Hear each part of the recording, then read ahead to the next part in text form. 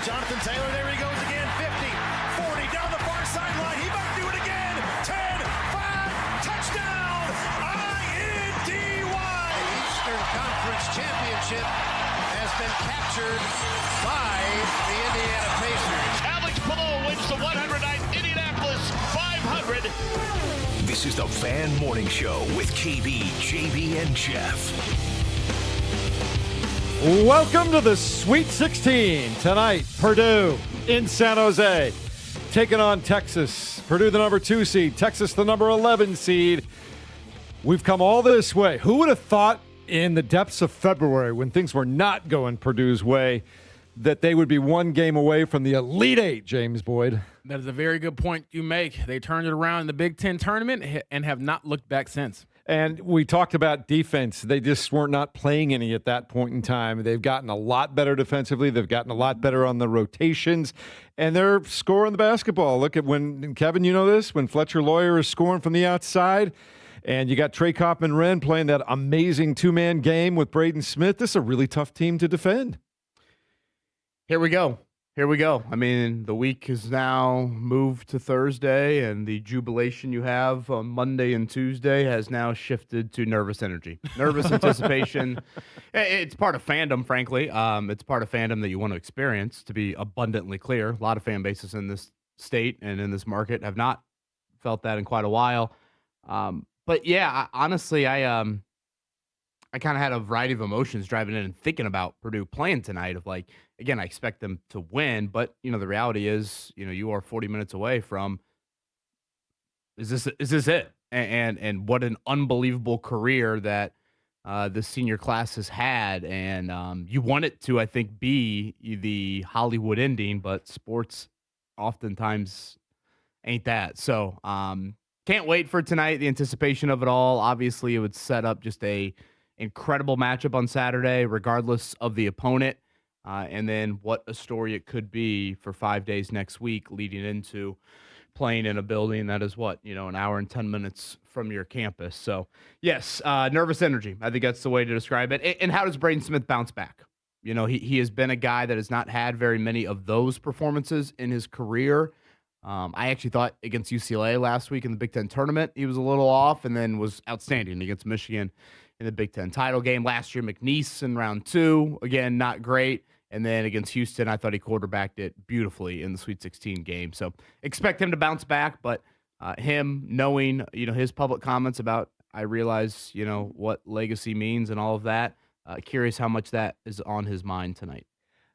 I can't even entertain a loss. I'm all in on this Purdue team getting to the Elite Eight, and we'll see how it all plays out. But I would expect, to Kevin's point, I would expect Braden Smith just doesn't do consecutive bad games, does he? We don't have that history, do we? No, honestly, the sign of a great player is the fact that you really don't have those string of bad games. But I know we'll get into it throughout the show, but just for the early listeners, I'm very curious to see what's the status of CJ Cox.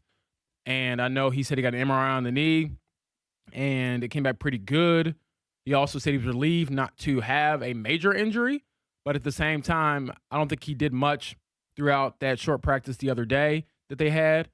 And his status, I believe he probably will play. That's my gut feeling. But at the same time, what does that look like? Are you CJ Cox, the guy who has been on a tear as of late, or are you compromised in any way?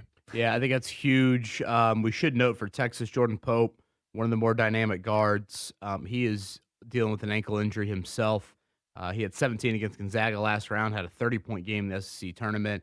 I think the thought there is he will give it a go, but still, that's a little bit of a question from a Texas side of it coming up for tonight. Yeah, real quick, here's what CJ Cox said, and this is courtesy of Nathan Barrett over at IndyStar.com, their Boilers reporter, and he said, I feel like I helped the team a lot on defense and also on offense, but even if I didn't play in the game, meaning the previous game, I feel like this team is capable of beating anyone in the country, so I'm not really worried.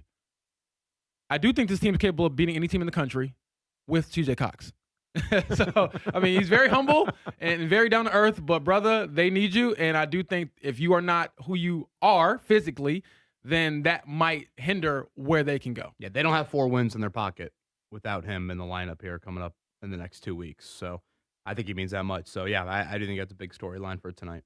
Well, hopefully he'll be okay. And maybe, look, if they do tonight to Texas what the Lakers did in the first quarter to the Pacers last night, then he can kind of sit on the bench and rest a little bit. They'll be fine. He'll be fine. Yeah, me and Caleb got to see one last night, and that was quite the game, quite the start there, Caleb. 10-0, and you start thinking, all right, ping pong balls. Hey, James, the game was over before I even got to my seat, right? I got off my other job at 7. I said, James, I'm going to hustle over there. And when I got my seat, I think the Lakers were already up 15. But I think Rick had already taken his time out of disgust before you clocked out. Yeah. I tried to leave early. No, man, it was fun, too, like just to see LeBron and Bronny on the court together. I think, James, we talked about that. We'll tell our kids about that. Bronny erupted for 4 points last night. He hit a nice mid-range jumper. Some of his threes were bad misses, though. But, no, it was cool. And the Pacers almost made it kind of interesting at the end. They started to hit some threes, but I mean, they got to within 6 with like 20 seconds to go. They were getting there, but it was done. Honestly, Jeff, it was just that first quarter that was god-awful because the rest of the way they were pretty even. But yeah, and they made a nice little run at the end of the first half, and I thought, okay, maybe they'll kind of get back in this thing. But then the start of the third quarter, the Lakers just took control again, and that was that. Although, we were talking the other day, regardless of whether you're a LeBron fan or you don't like LeBron, I'm still amazed at his age that the way he moves. He still moves very athletically. That dunk he had over Jay Huff last night was no joke. he had a few of them. I'm just thinking to myself, he's still in the 99th percentile when it comes to athleticism. But on a different note, we did see Caitlin Clark in a different role, a different shooting role. She was out there shooting some different types of shots as a photographer on the baseline. So that was cool. CJ Miles, I think, was out there as well, taking photos. There was a bunch of fever over there, weren't there? Yeah. I'm not sure about a bunch of fever. You would have to verify. I saw a couple. Fill me in, but I definitely saw Caitlin out there. I thought that was pretty cool. She had a sweet-looking Pacers jacket on, though, too. Did you see that jacket? Well, is that the vest? You got to wear the vest if you're on the baseline. So she's working. Got but yeah, she put the vest on afterwards. But yeah, she was taking pictures. Tyrese was back after being gone, Kevin, with the shingles for a while. He was back on the bench last night. Yeah, highlights of the night for the Pacers is Caitlin Clark taking pictures and Tyrese Halliburton in the building. That was kind of it. I mean, that about sums it up. I want to disagree, but it's true. Andrew Nembhard had an unbelievable game. That is fair. That is very fair. 19? Was that 19 assists, only 2 turnovers, career high. Yeah, I always feel this way about Nembhard. His best position is point guard, right? It is. It was last night. And it is. Just go ahead and ask it. Well, not ask it, but put it out there. I'm not going there like, oh my gosh, you should move him. And, no. And all of a sudden you can upgrade a 2-guard, because I think there are a lot of franchises out there that would love to have him as their starting point guard. I guess I'm curious. I think Andrew Nembhard needs to be a core piece to the next window here for the Pacers. Oh, absolutely. But I also am curious, what calls have the Pacers ever fielded about Andrew Nembhard being point guard for another franchise? He keeps doing what he does this past couple of games. They're going to get calls. I would think you would. And even prior to this, you think about when Ty went down, I guess in the postseason that was, a couple of years ago, that Celtics series. I thought Nembhard showed a lot, in that brief 4-game series there. So, yeah, it is kind of been a reminder of, how good he is as a point guard. But yeah, it's the result that probably a lot of Pacers fans were content with. And should note, Benedict Mathurin did play last night for the Clippers, first time in a week and a half, 23 points and 6 assists off the bench for him. So very much looked quite well. And I believe, Caleb, you have some Mathurin audio we can get to here later in the show. He did touch on being in Indy coming up tomorrow night. So, again, Pacers-Clippers, Benedict Mathurin return game, mañana. Yeah, and here's the thing. I want to go back to Nembhard real quickly. When you look at this construction, the roster construction moving into next year, there are going to be so many possibilities and options. And they're either going to get another wing or even another big guy, depending on how everything falls for them in the draft. But, you'll be able to play Zubats as much as you want, probably 30, 32 minutes a game. And Jay Huff is going to be fantastic to come in and spell him for a few minutes. When teams want to do a thing like they did last year on Tyrese, where they really try to make it difficult for him to get the ball up the floor or to get the ball back once he releases it, you have a whole nother point guard on the floor now with Nembhard that can do a lot of different things, and I think that'll free up Halliburton. It'll free up everybody else. They'll have these pieces and parts back and healthy. They'll have an addition to it, and I just think for a guy like Rick Carlisle, he's got to go to sleep at night as frustrated as this as he is probably with the season right now, thinking, man, that's gonna be quite an 8 or 9 man rotation that we're gonna have next year. Well, two things.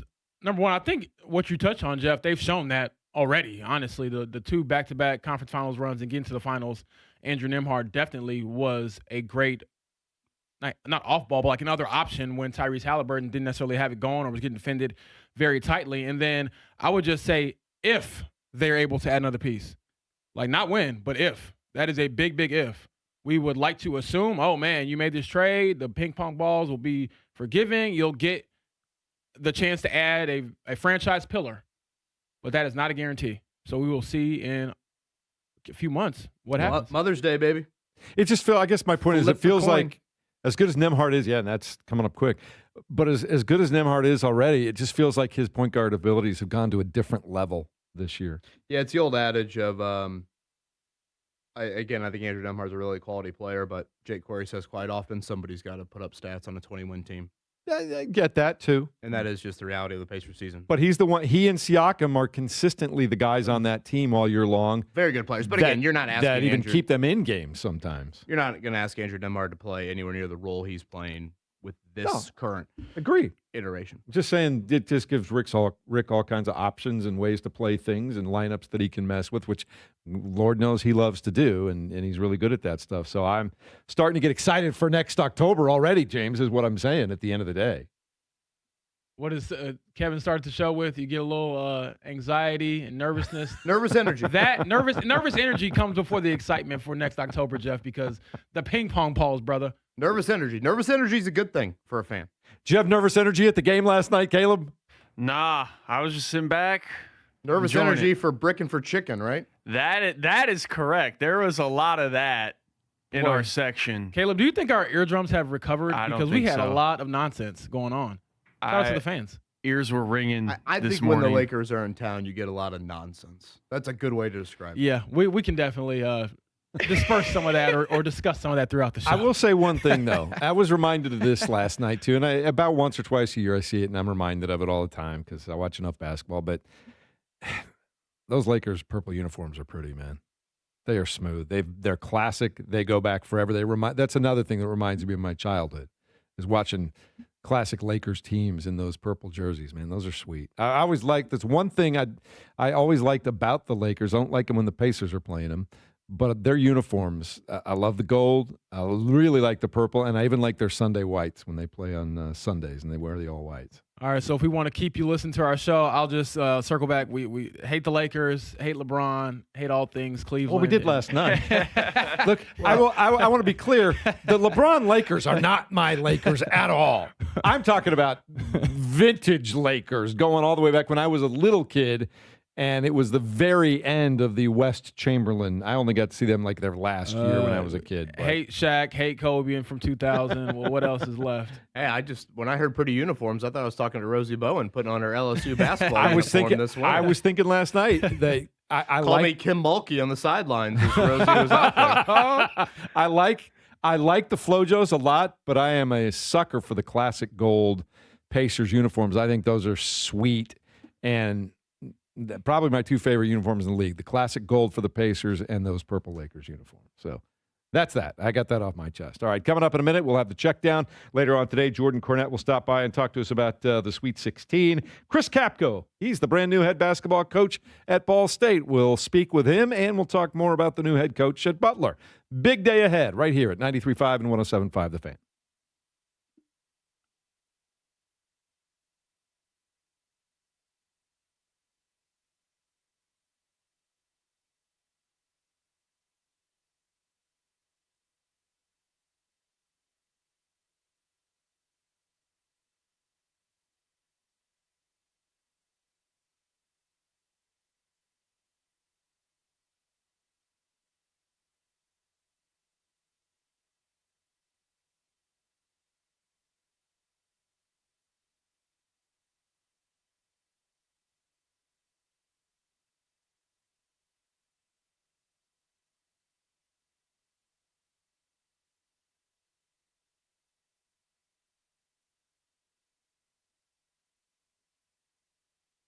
We Grow Hair Indy, the gold standard for hair restoration up there northwest side. That'd be building number 2 at the Pyramids.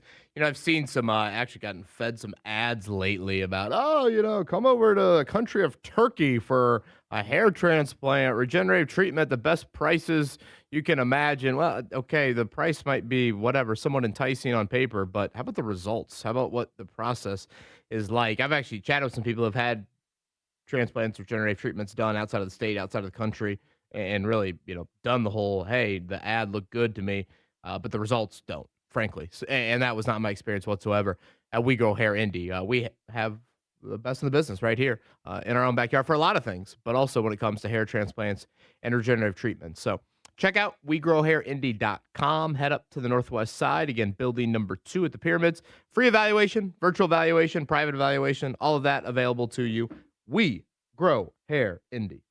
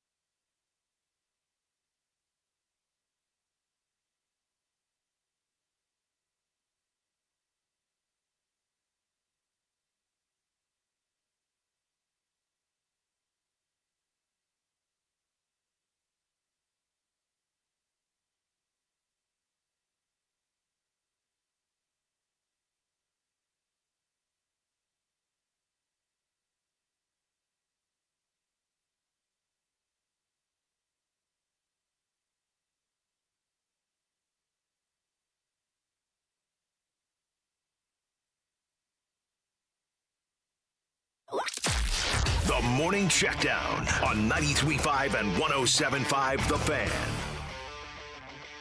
As mentioned at the top of the show, welcome to the Sweet 16. Later on tonight, 7:10 p.m. on CBS. 2-seed Purdue taking on number 11 Texas. West Region, Purdue has won 6 in a row, 7 of their last 8. Kevin Bowen, Braden Smith didn't have his best game the last time out, but he's still averaging 14 points, 9 assists a game for the entire season. And I would expect a bounce-back game from Braden Smith. He seems to do that. Very, very rarely does he have an off game, but when he does, generally comes back pretty well. Did it in this very round last year. I thought one of his best games of his career was against Houston and just quarterbacking it against that Kelvin Sampson defense. But nonetheless, we'll see how C.J. Cox looks tonight. Again, Jordan Pope for Texas. He's a little banged up with an ankle. That it will be something to keep an eye on. And for those that have not seen Texas play this year, they do have a really quality big guy. I'm not going to try and butcher his name. Thank you. That sounded good. Again, really skilled. You didn't bless me, James. And so how Purdue handles that, I think will be something that'll be a storyline here. But you got 4 games tonight. Again, Purdue and Texas get things started. And then you've got the Houston region. I call that the drinking beer game. Iowa and Nebraska. At 7:30, and my favorite game is actually the last game of the night, Houston and Illinois. All right, we're looking forward to a big day of the Sweet 16. And also while we're on Purdue, just the balances. I was looking over game notes and stuff last night, James. Braden Smith, 14-9 assists. And then you have 14 points and 8 rebounds a game for Trey Kaufman-Wren. Fletcher Lawyer averages 14 points a game. Oscar Clough, 10.5 points, 7.5 rebounds. They really do use each and every guy to his max. Yes, but I think to the point we've all made throughout this week, you need Braden Smith to be at his max in moments like this. Can't have the Braden Smith we saw, I believe, in the round of 32. And the team is good enough to absorb those things, but I just want to see him shoot the basketball better and obviously not have 8 turnovers. All right, so that Sweet 16 comes your way later on tonight, 7:10 on CBS. We wait to see if C.J. Cox can play with that injured right knee, and if so, how healthy is it and how effective can he be? We'll check it out for you. In the NBA last night, the Lakers over the Pacers, 137-130. James, you and Caleb were there, and Caleb, the game was essentially over by the time you got to your seat, was it not? It was, but it still ended up kind of being close at the end. But yeah, it was fun just to see the Lakers in town. But it was a good time. Me and James had a good time. The Pacers spent much of the night trying to battle back from 20-plus point deficits. They got close a little bit towards the end of the first half. Looked like they were cutting into it. And to the very end of the game, you see it's a 7-point game. But they hit a 3 or 2 right in the last 30, 45 seconds to kind of close that gap and never got closer than 6. Yeah, I believe the line was Lakers minus 8.5. So there were some audible groans at that last second there three was. Oh my by gosh. Obi Toppin. So there was that. And But- some cheers from some people yeah, out some there. cheers, but It a can go both lot ways. more pain, I would say, in that one for sure. And so shout out to the station as well for blessing us with those tickets. Luka Doncic, 43 points. In the other meeting of the two teams this year, he had 44. He averaged 43.5 points a game against the Pacers this year, James. Well, in a joking way, Rick Carlisle, who used to coach Luka Doncic, said after the game, well, we held him below his average. Yeah, there you 43 go. and a half, he only had 43. If you're keeping track at home, the ageless LeBron James scored 23 points. Also, terrific night, Kevin, for Andrew Nembhard, 14 points, 19 assists last night. Yeah, again, he's put up some huge numbers here lately. And the Pacers continue to play. You know, if you look at it, Siakam, Nembhard, Siakam, I know, had the shower early, but Nembhard, Nesmith, they are playing these guys here late, which is kind of a little bummer because I assume if Ivica Zubac wouldn't have fractured his rib, we'd be seeing him as well, more from an entertainment value than anything. All right, other games of note in the NBA last night. I do want to point out that the Boston Celtics beat the Oklahoma City Thunder, first loss the Thunder have had in almost a month, 119-109. And with Jason Tatum back, are the Celtics now the team to beat in the Eastern Conference right now, James? It's a great question. I'm going to say yes, mainly because I don't know what Cade Cunningham will look like. I know they're number one in the East, the Pistons, but he's dealing with that collapsed lung and trying to get back to playing basketball. So that's a big question mark for me. Also, the Statapalooza for this year continues last night. Nuggets beat the Mavericks 142-135. Jamal Murray dropped 53 on a night when Nikola Jokic had 23 points, 21 rebounds, and 19 assists. He couldn't get one more assist for a 2020 game. And it was at Jokic home. Already falling off. Kevin, at home, don't you find that one more assist with the scorekeeper on the bench over there? That scorekeeper wants a Christmas tip, then yeah. That's what's happening in the NBA. WNBA, the expansion draft date has been set, James. April the 3rd, the Toronto Tempo and the Portland Fire will get to choose players off of everybody else's rosters who have not been protected. Fever are likely to protect Caitlin Clark, Kelsey Mitchell, Aaliyah Boston, Lexi Hull, and Michaela Timpson. Probably not going to be able to protect Sophie Cunningham, and I would imagine she's a prime target for one of those two expansion teams somewhere along the line. Jeff, you said they're likely to retain Caitlin Clark. Well, they haven't put. Okay, It's not an official list I yet. got you. Just wanted to be sure. I've done that before, and these two guys rightly are like, no, it's not an official list. Right. And they are right to do that. So Gotcha. I'm more on my P's and Q's now. I like it. Yeah. All right. So Be official. yeah, I think Caitlin Clark will be okay. I agree. All right. Major League Baseball opening day yesterday. The New York Yankees shutting out the San Francisco Giants 7-0. Max Fried was terrific. Allowed just 2 hits in 6 1/3 innings. But Aaron Judge, despite the Yankees scoring 7 runs, was 0 for 5, Kevin, with 4 strikeouts last night. I'm all about the Reds today. 4-10. Andrew Abbott, the race to win 94 games. 94 is a lot. 91. Do we get Hunter Green back before the All-Star break or not? I'm going to look at him as the trade deadline addition. Okay, we'll see what happens there. Also, the Cubs will host the Nationals at 2:20 this afternoon. The Rays play at the Cards at 4:15. And, of course, tomorrow night, opening night for the Indianapolis Indians. They will host St. Paul at 6:35 over at Victory Field. We have to mention, too, that Butler hired Ronald Norred yesterday. Found that out at the end of the show. Just a question for you guys, though. Kevin, did Butler even consider outside options for the most part? Because even John Gross has a link to Butler basketball. Yeah, I mean, definitely seemed like the candidates were all in the family. I do at some point today want to play some Ronald Norred audio. You know, we had him on the show a couple of years ago, right before he was getting ready to coach Benedict Mathurin, ironically, in the Pacers Summer League. He was the head coach of the Pacers Summer League, and I had kind of forgotten that he had interviewed with Barry Collier right before they hired Thad Matta.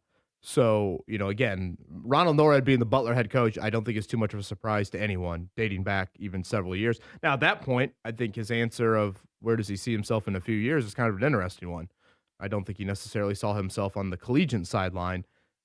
So we can play that upcoming here. But he'll be introduced tomorrow at noon over there at Hinkle Fieldhouse for Ronald Norred. Speaking of Hinkle Fieldhouse, we do have the NIT Final Four coming up a week from, I think it's tonight. Again, next week, next Sunday, in between the Final Four, Saturday night, and the championship game Monday, you'll have the NIT championship, the D2 championship, and the D3 championship all over at Gainbridge Fieldhouse. The semis for the NIT will still be at Hinkle, and that is on Thursday night. It'll be Auburn against Illinois State. I assume you'll have a nice contingent there from the Redbirds making the trip over. Then New Mexico, Tulsa is your other game there in the NIT Final Four here at Hinkle. There's a lot of good stuff to come here in the next 10 to 14 days in Indianapolis, and we are always here for it. Also, speaking of college basketball coaches, Chris Capco, the new Ball State head coach, going to join us a little bit later on today. Kevin, looking forward to meeting him and talking to him just a little bit. Yeah, I know very little about him. Did watch the press conference, a lot of energy. And again, I don't think like a ton of direct ties really to Ball State or the state of Indiana in general here, but a 26-year NCAA tournament drought. That is what Chris Capco will try to end there in Muncie. Tweet. All right, anything else you guys want to throw in before we head to break? I thought it was chirp. Chirp. I think Thank Kevin's you. got tweet, it right. Tweet. Yeah. You're right. I was looking at my Twitter feed. Boy, Evan Sherrill is going to find you, Jeff. Now, Evan, Charlie the Cardinals. He might be taking away your cluster truck next week. yeah, it'll be the first time I'll get less broccoli in the beef and broccoli next week. Maybe Ball State's played more tweet and not enough chirp. Yeah. Yeah, there you go. Good save. There you go. All right, coming up in a moment, we'll talk more about tonight's matchup in the Sweet 16. Purdue has had no trouble making the tournament with Matt Painter. Tonight, they have an opportunity to advance to the Elite Eight. We'll talk about it next at 93.5 and 107.5 The Fan.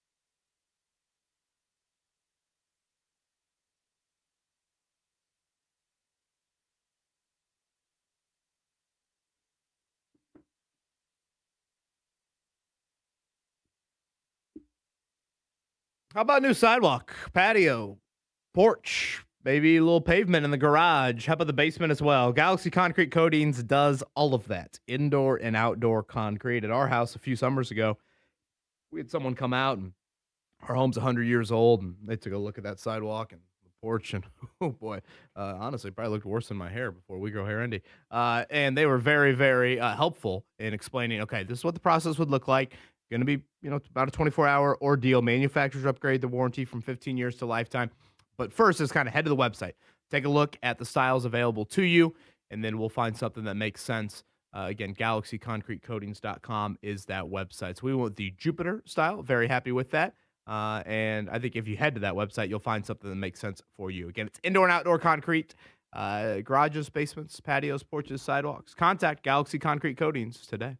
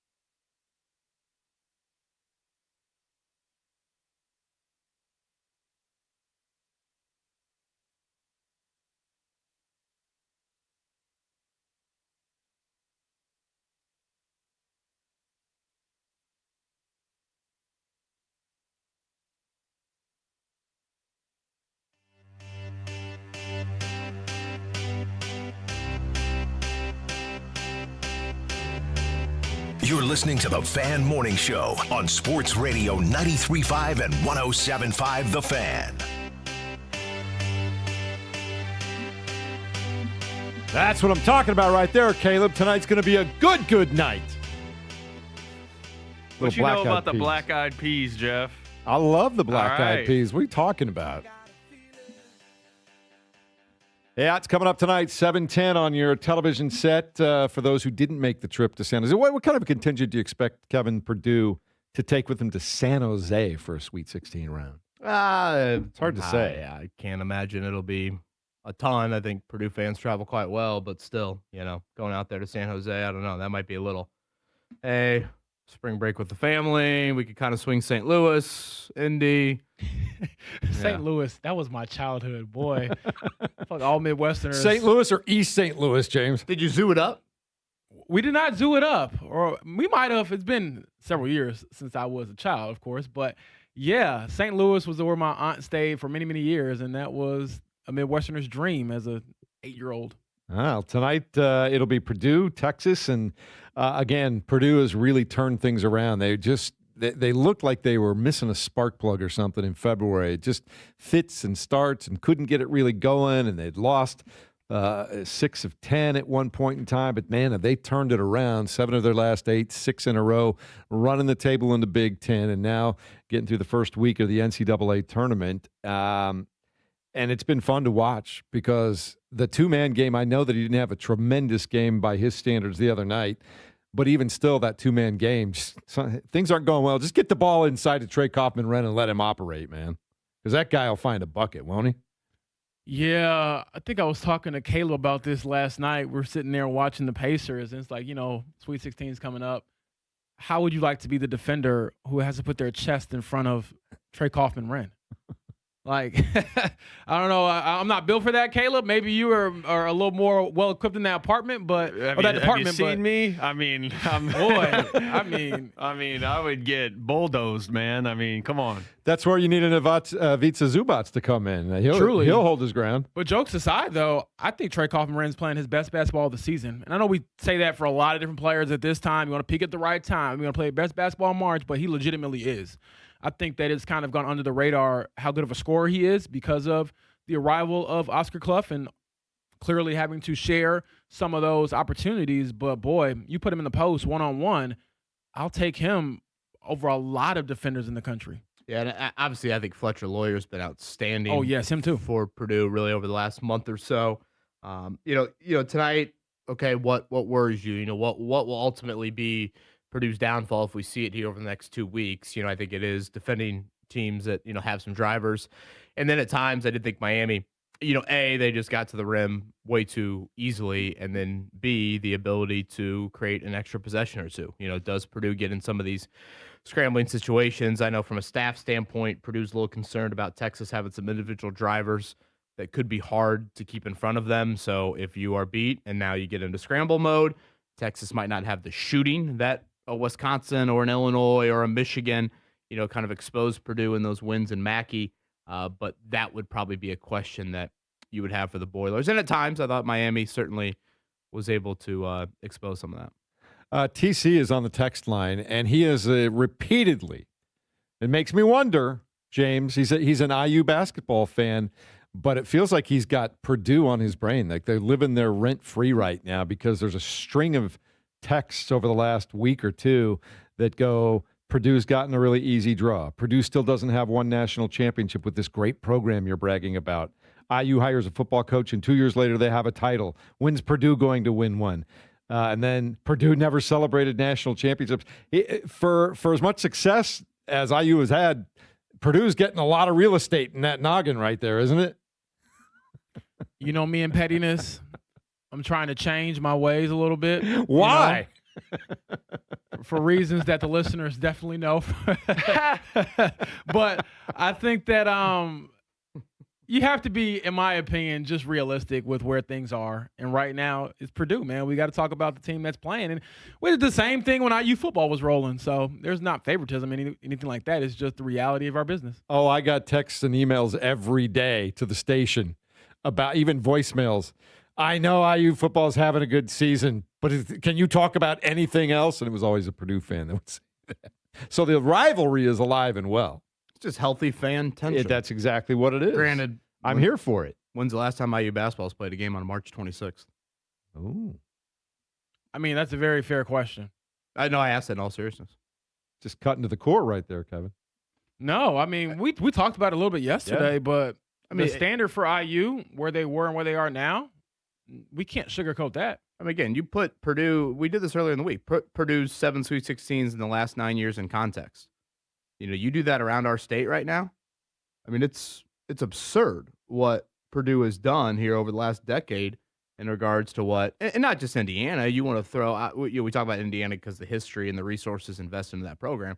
But, you want to go to Butler, you want to go to Notre Dame, you want to even go to the mid-major programs. Yeah, it's crazy.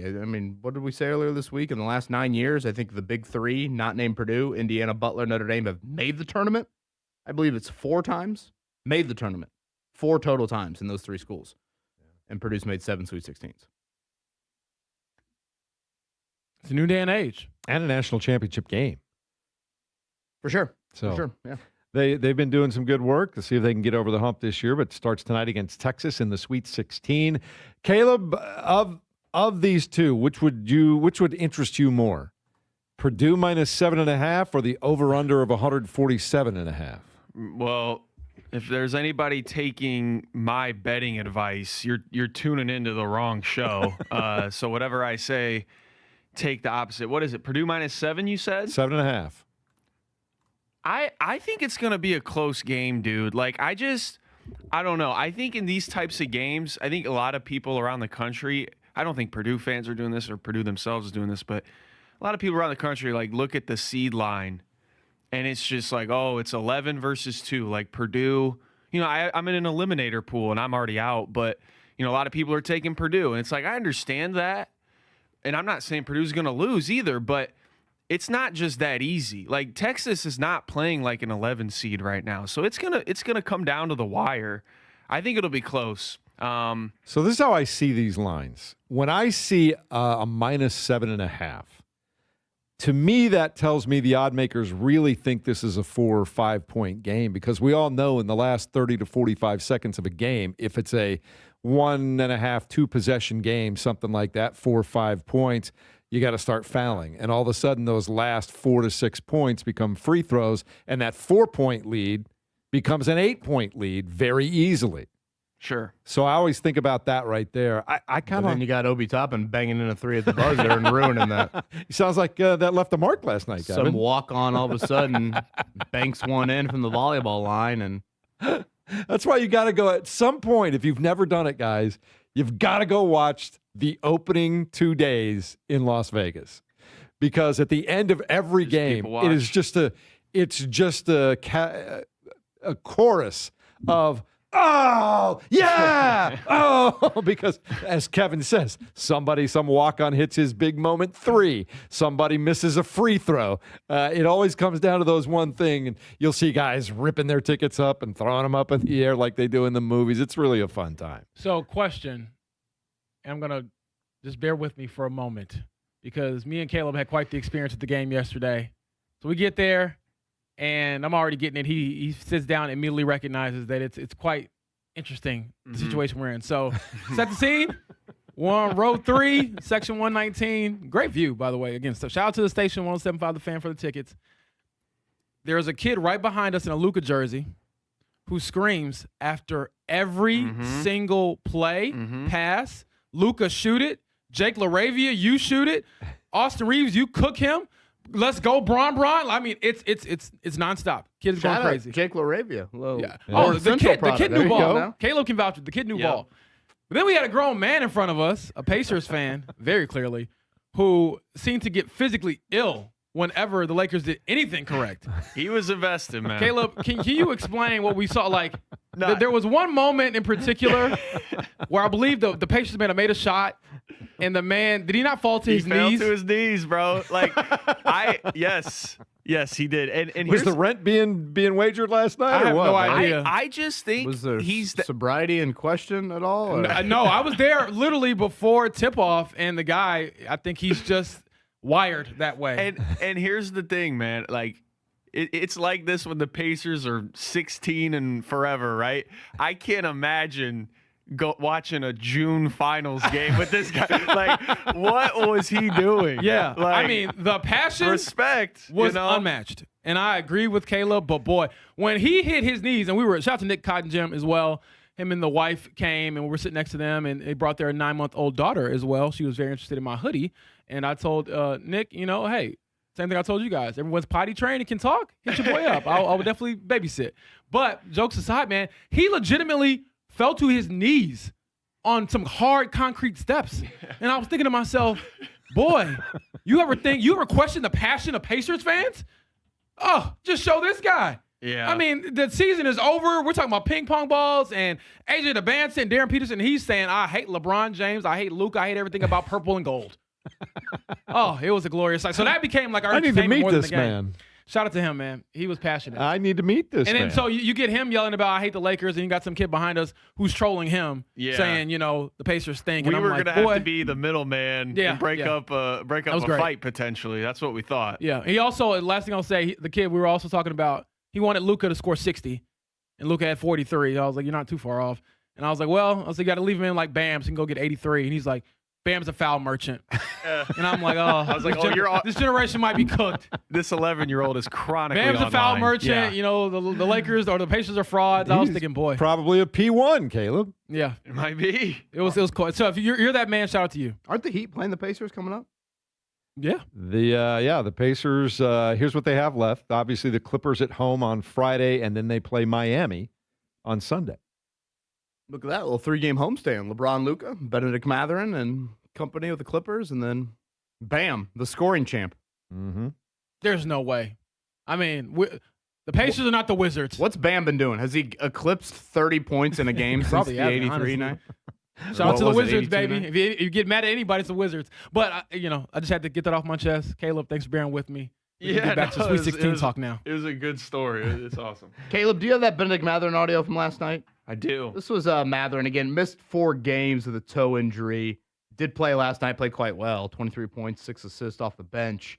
And his return to Indiana coming up Friday night. This was Benedict Mathurin. Why are you smiling, man? Because I have to. I don't want to ask you about it, but I have to. Yeah. What is the reception that you are expecting from fans and kind of just what the emotions of being back there for the first time since the trade? Indiana breeds basketball. I think everybody knows that. And I already know what to expect. Obviously, the fans going to be there. And, the fans, they love me. And I love the fans over there. They mean everything to me. Well, they meant, I'm sorry. A little bit still do, but there's going to be a lot of love. And at the end of the day, Indiana drafted me. It's still my second home to this day. He should love Indiana. It was good to him, man. Meant. Well, he changed it. I love that. I was like, boy, there's always an edge with Benedict Mathurin. And as the president of the Benedict Mathurin fan club, you can't get away without saying anything here, Kevin. Ooh, always an edge. I love that. Yeah. When I heard that, I was like, I love that he corrects his tense He's there. crazy. I love it. I do think it will be a much different reaction than it was for Miles Turner. And obviously, one's a trade, one's a signing. I understand there's that aspect to it. But I do think Pacers fans will have a very nice reaction to Benedict Mathurin after some sort of tribute video. Obviously, Isaiah Jackson, who also had a nice game last night, starting to play a little bit more and better for the Clippers as well. So I do think he will feel that. Now, as soon as that ball's tipped, the edge will be there. And if anybody watched the first game between these two teams, boy, Mathurin cooked, to use the kid who sat behind you guys' term. I don't know if he dropped cook, but I'll try to act hip and drop that.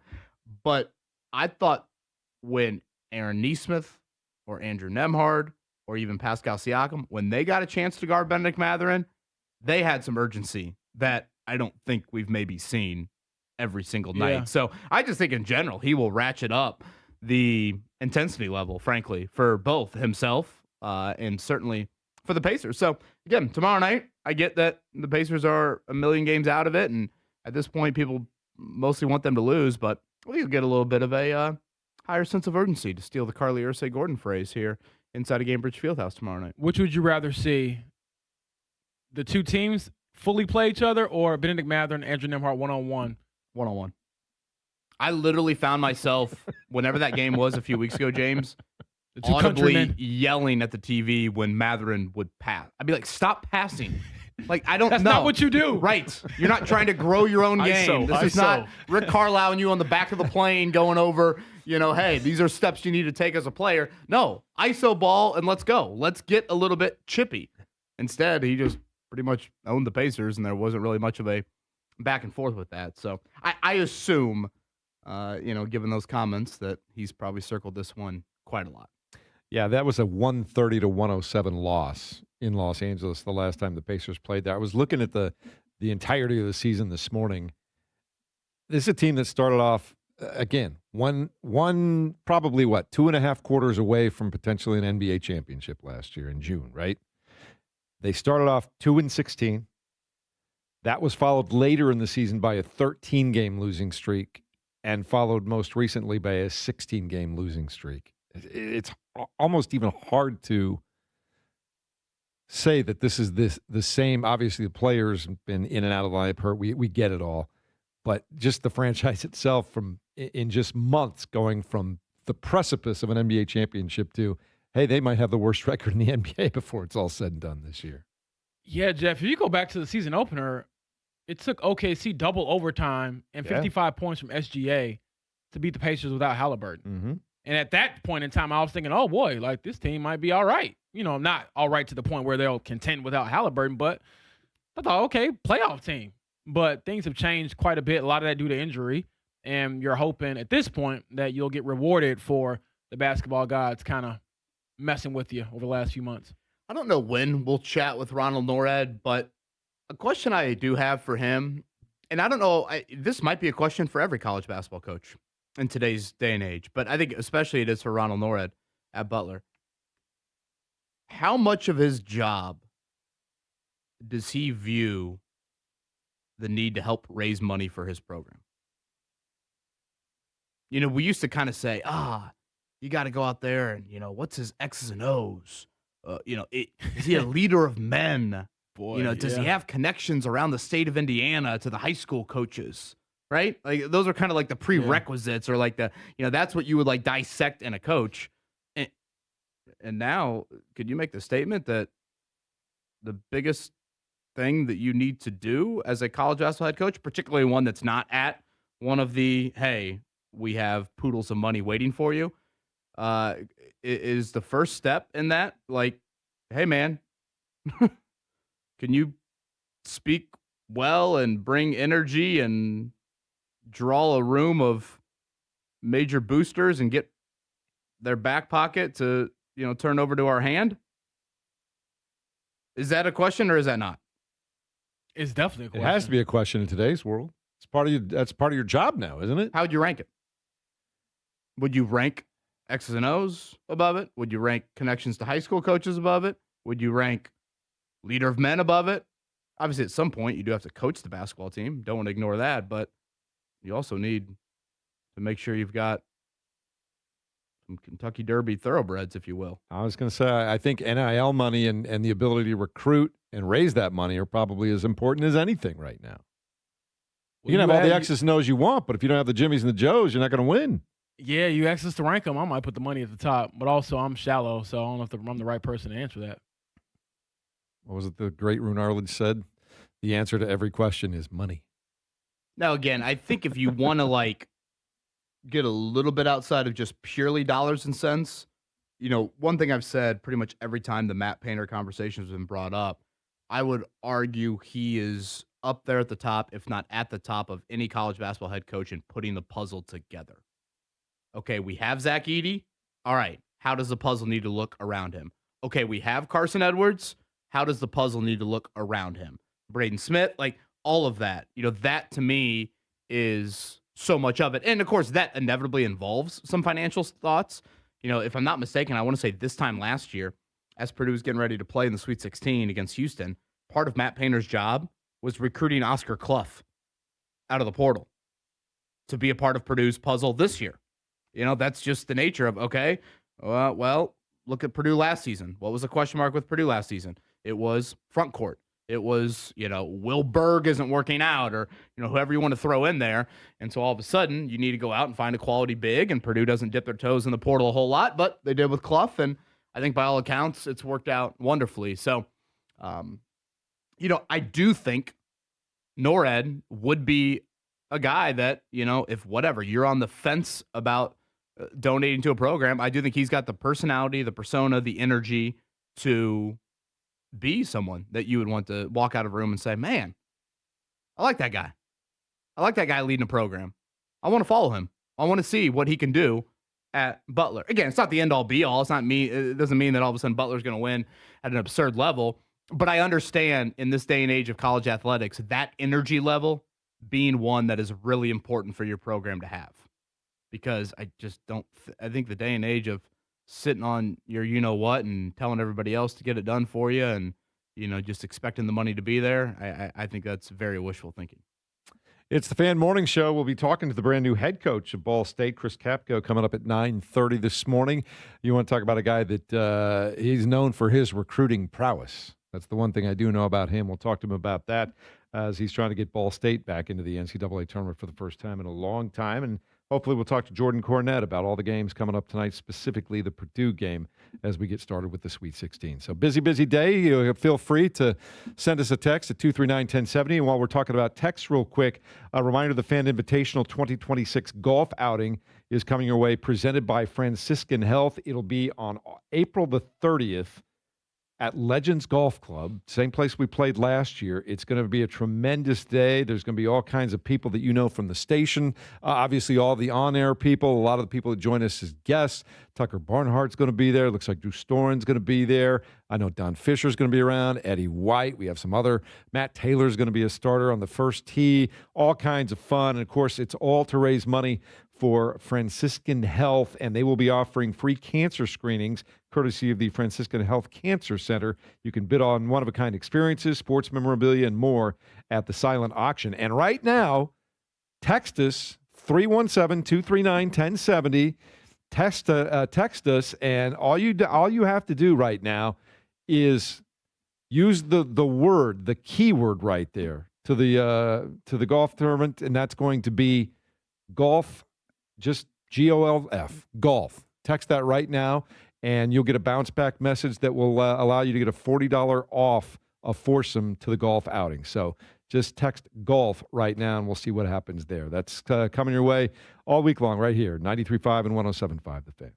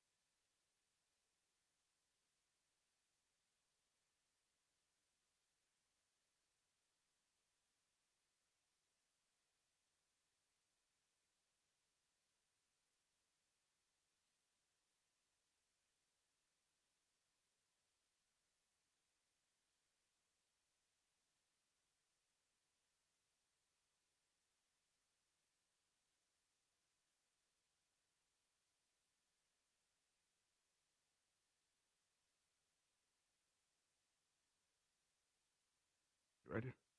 We Grow Hair Indy, the gold standard for hair restoration. Yeah, it's a rare shower day for me, which, I apologize to my colleagues for that. But nonetheless, I don't know, the hair looks halfway decent on this Thursday morning. You can check out WeGrowHairIndy.com. You'll see before and after pictures and videos up on their website, and that will show you some of the results that they can offer. The Artist Robotic FUE hair procedure was what they did for me. Basically, they're like, yeah, you got a lot of good hair. It's kind of in the back, though, so let's try and get some of that up top. And it was about an 8-hour ordeal on a Friday, but the recovery wasn't too strenuous after that. Had to sleep upright for a couple days. But besides that, I was back at work on a Monday. I had it done on Friday, back at work on a Monday, and actually took a buddy trip, vacation to an SEC football game that very next week. So, again, WeGrowHairIndy.com, free evaluation, private evaluation, virtual evaluation. All of that available, the gold standard for hair restoration. We Grow Hair Indy.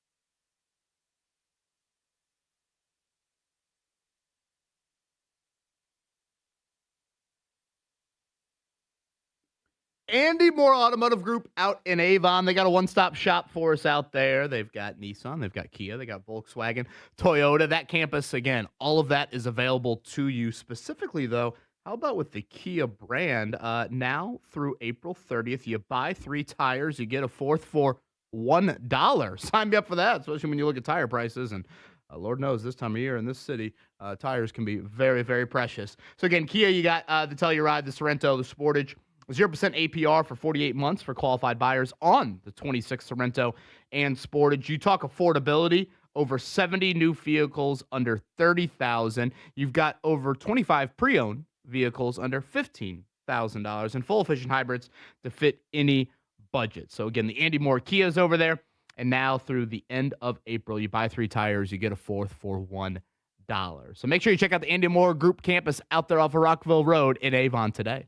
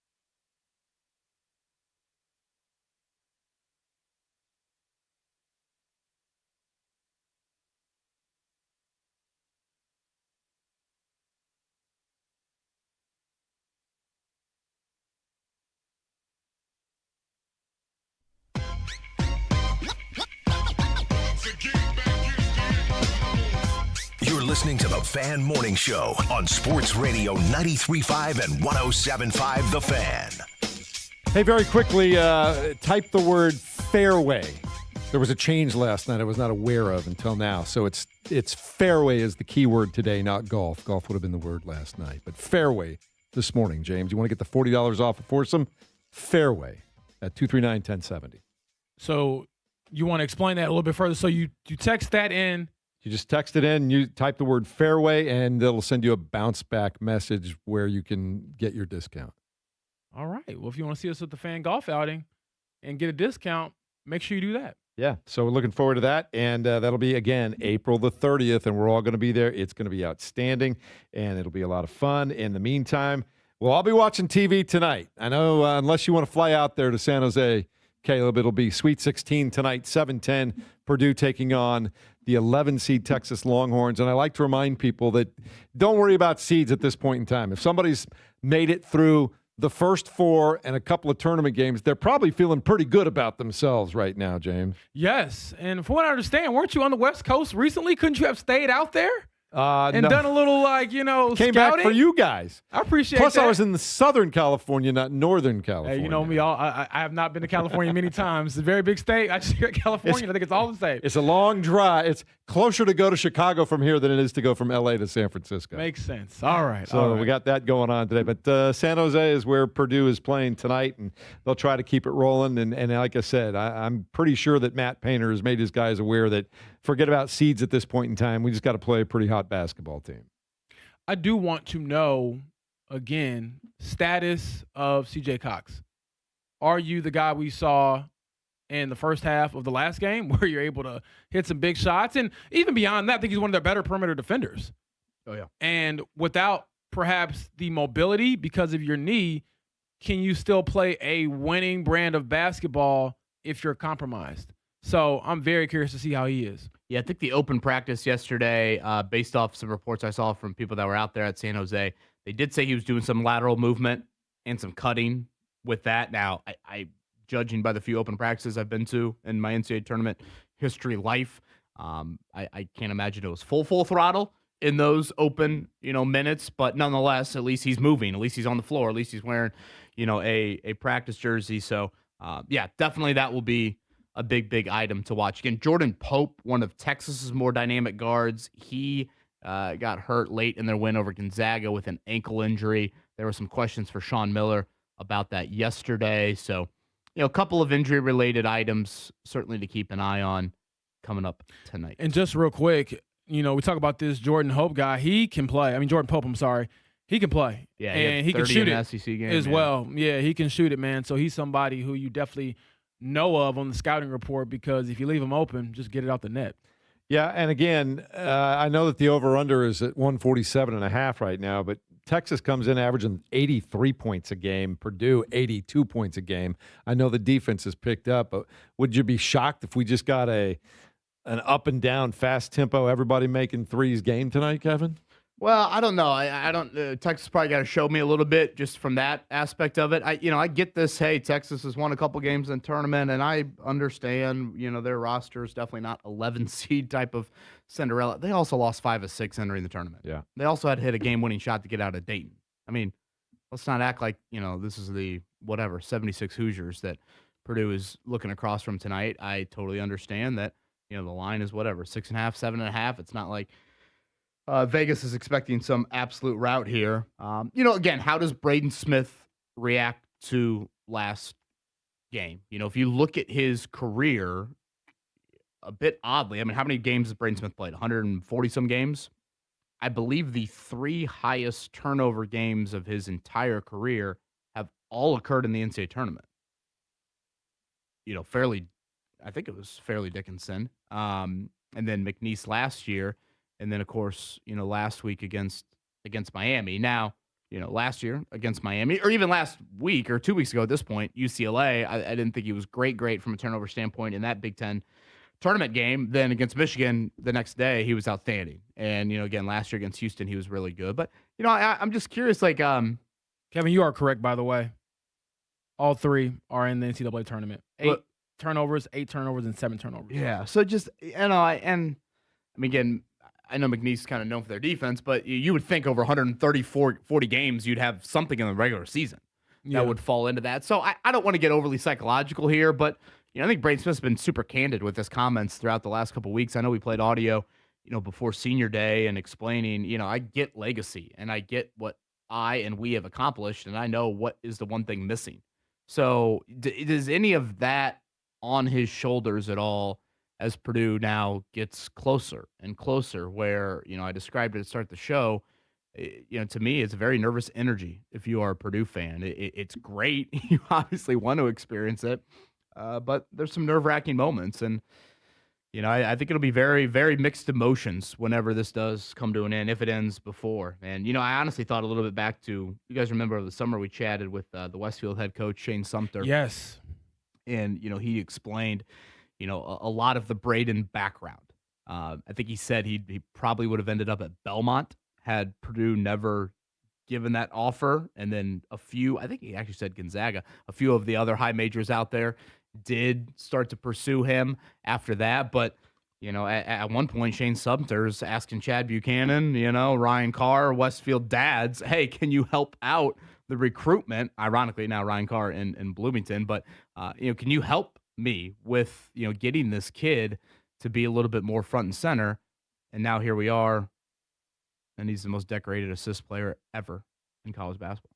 And as you would guess, the numbers back it up too, and this is no shock to anybody, but especially this time of year, man, the team that turns the ball over more is going to be in a big hole. And I know Texas, for example, they averaged over 10 turnovers a game this year, and they were 8-1 when turning the ball over less than their opponents. So if you can take care of the basketball and get them to make some mistakes, the season would suggest that that's what you need to do to beat Texas. So now I'm curious to know how many turnovers Purdue is averaging. But nevertheless, you make a good point.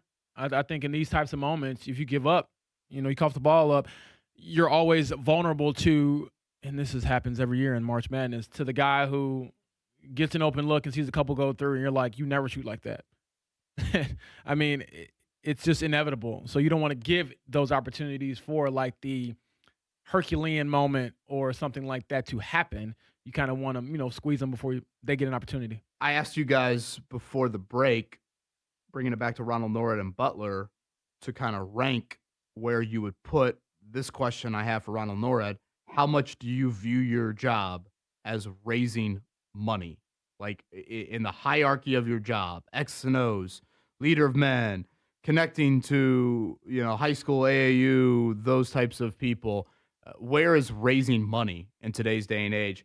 Had a coach here from a Division I school in the state listening. Thank you very much for listening.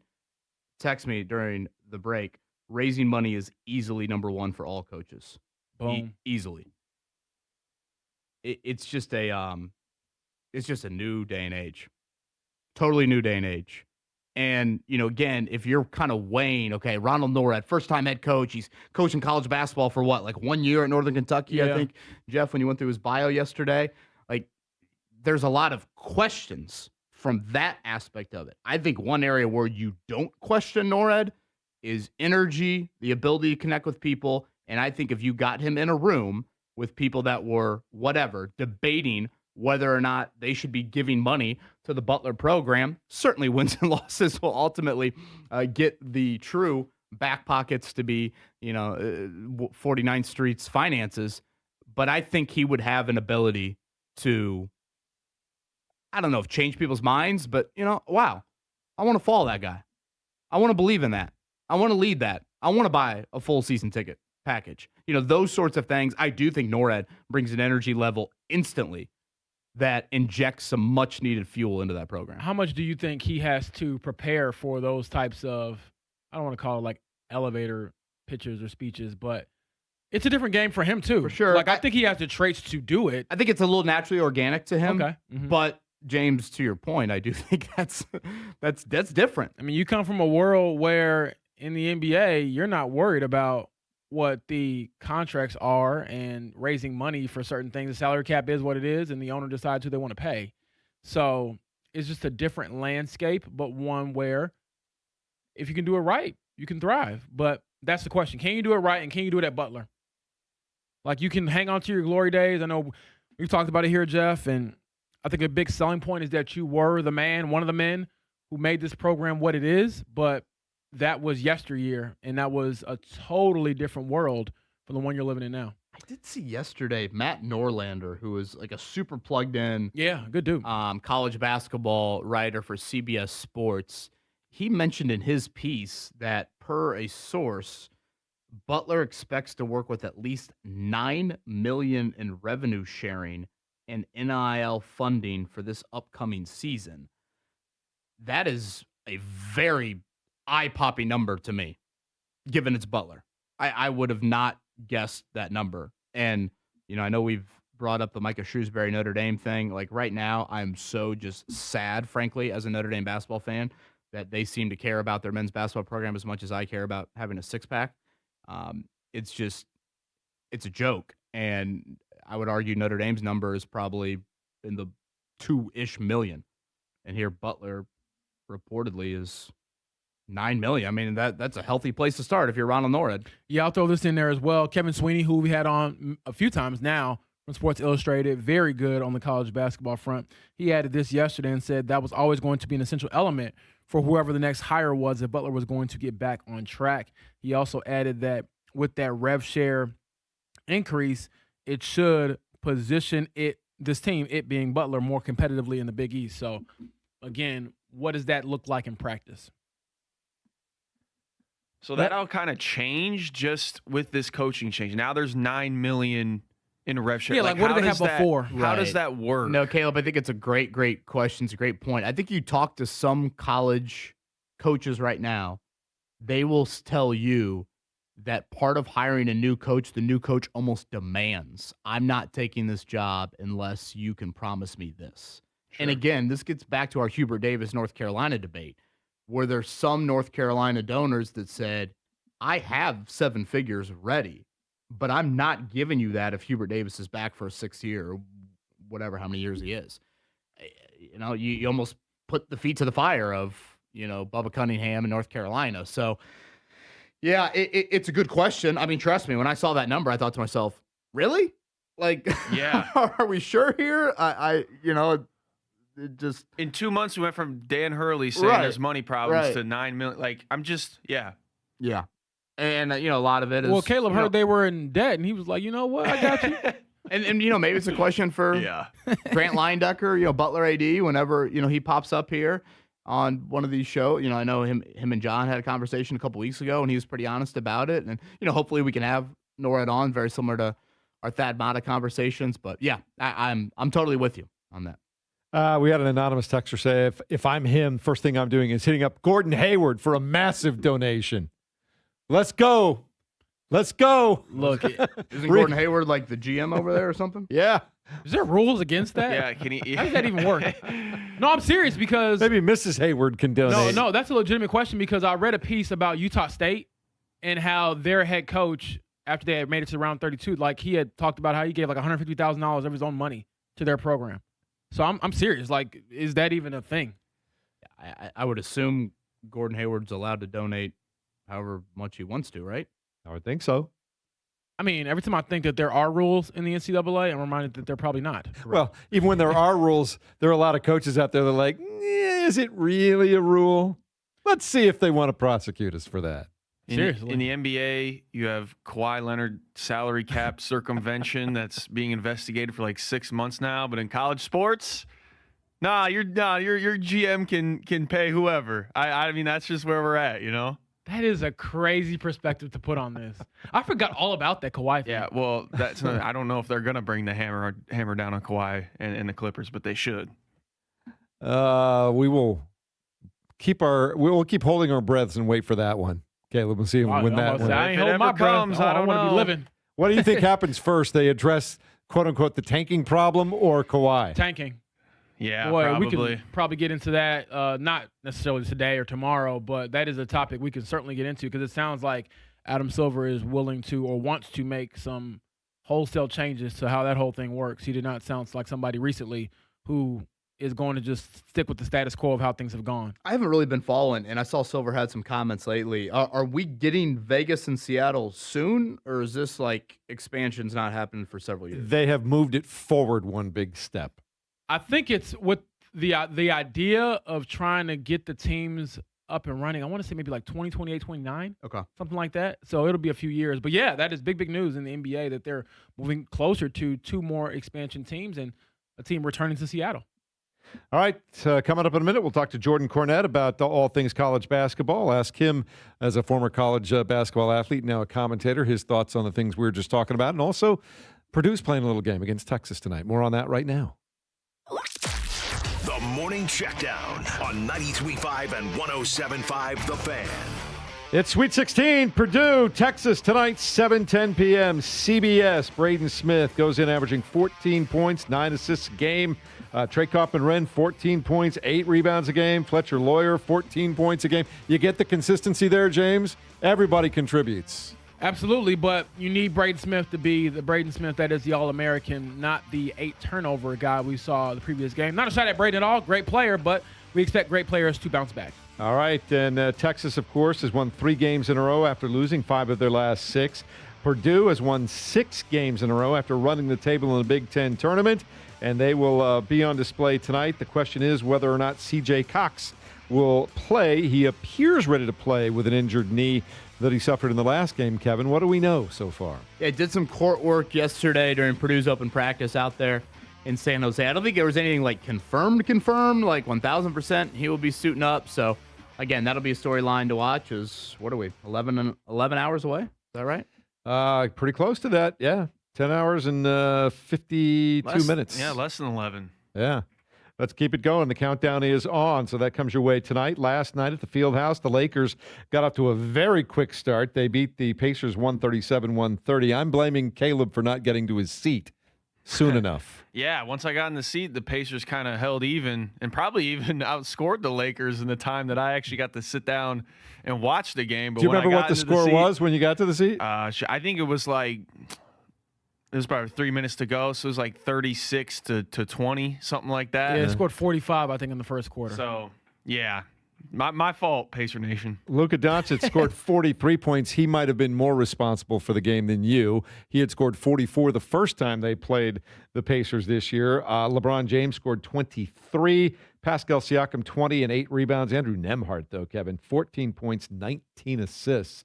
He is picking up his game. He's had last 2 games, his stats look exactly like Tyrese Halliburton down the stretch last year. Yeah, for me, it's a continued reminder of Andrew Nembhard's a really quality basketball player, no questions asked. But if you want to say what is his best position, I do think it's point guard. WNBA expansion draft date has been set. It'll be April the 3rd. Toronto Tempo and Portland Fire will each get to select players off of other rosters. Teams can protect several players. The Fever will most likely, and I say most likely, Caleb, because it's not official yet. They haven't turned in their official list yet.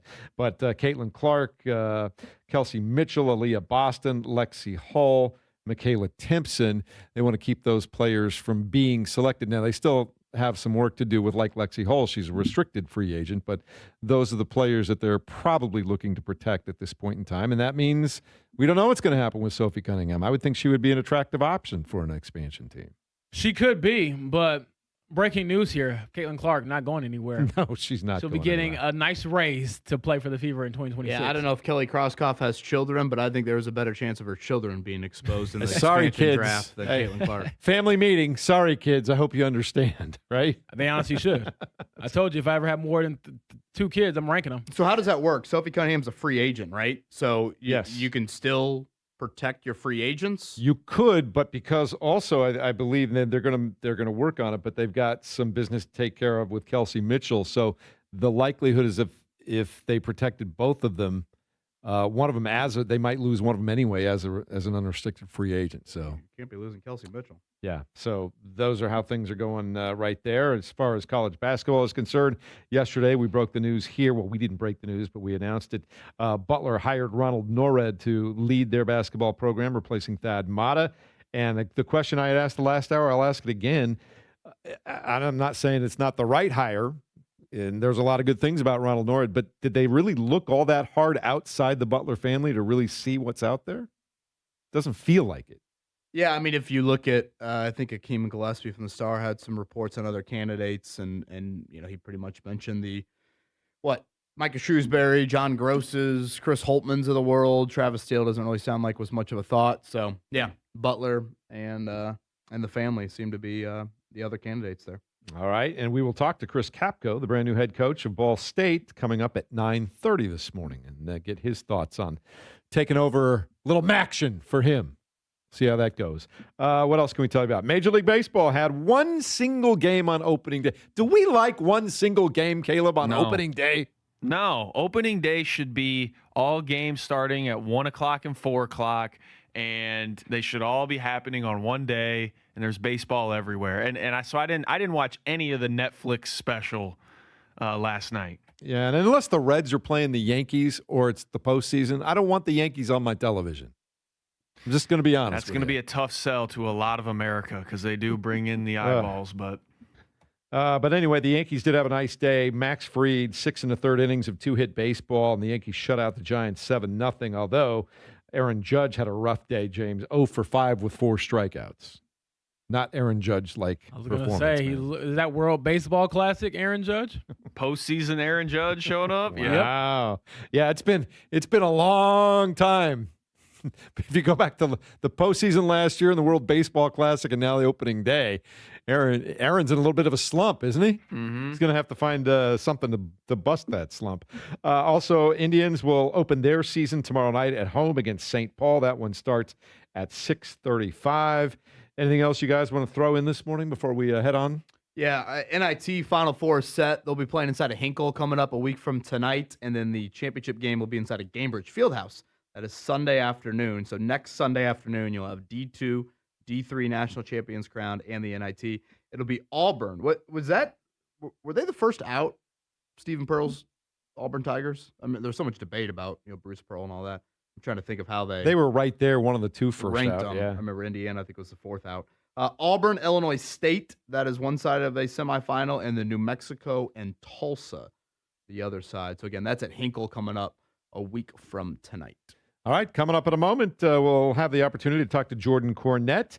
He covers college basketball. Of course, played for your team at one point in time, Kevin. Oh, man. The shaved heads at the RCA Dome in the 2003 NCAA tournament and Jordan Cornette's defensive efforts off the bench to beat Bruce Pearl and the fighting. Look at this. It's full circle. Beating UW Milwaukee. It's one of the more underrated moments in Notre Dame basketball history. And then they beat Illinois. Sorry, James Boyd. They beat Illinois in the round of 32 and made it to the Sweet 16. Ryan Bowen and I going nuts from the nosebleeds in the RCA Dome. It's like it happened yesterday for him, James. I can hear the ILL, INI chants ringing in my ears, but yet in the final few minutes of that game, crickets. Well, don't worry. It's going to be some furniture moving up in here. We go to commercial break. Come on, Coach Bray. Chris Thomas, shaved head. Torrin Francis, Matt Carroll, Danny Miller. Lost to Arizona in the Sweet 16, but that was a fun ride. We might just get out of the way and let Kevin and Jordan just chop it up for a few minutes. What do you think, James? Would not be bad. All right. Well, honestly, Jordan Cornette's a perfect guest. He was on the Westwood One call for Purdue and Miami. Obviously, he's got ties to Hinkle Fieldhouse with his brother. And, can I ask him one Notre Dame basketball question? You guys let me do ask? you, man. Yes, I can wait till the end, but can you let me do one? That's okay. Okay, thank you. All right. Kevin will anxiously await the upcoming conversation with Jordan Cornette. It's a brief timeout here at 93.5 and 107.5 The Fan.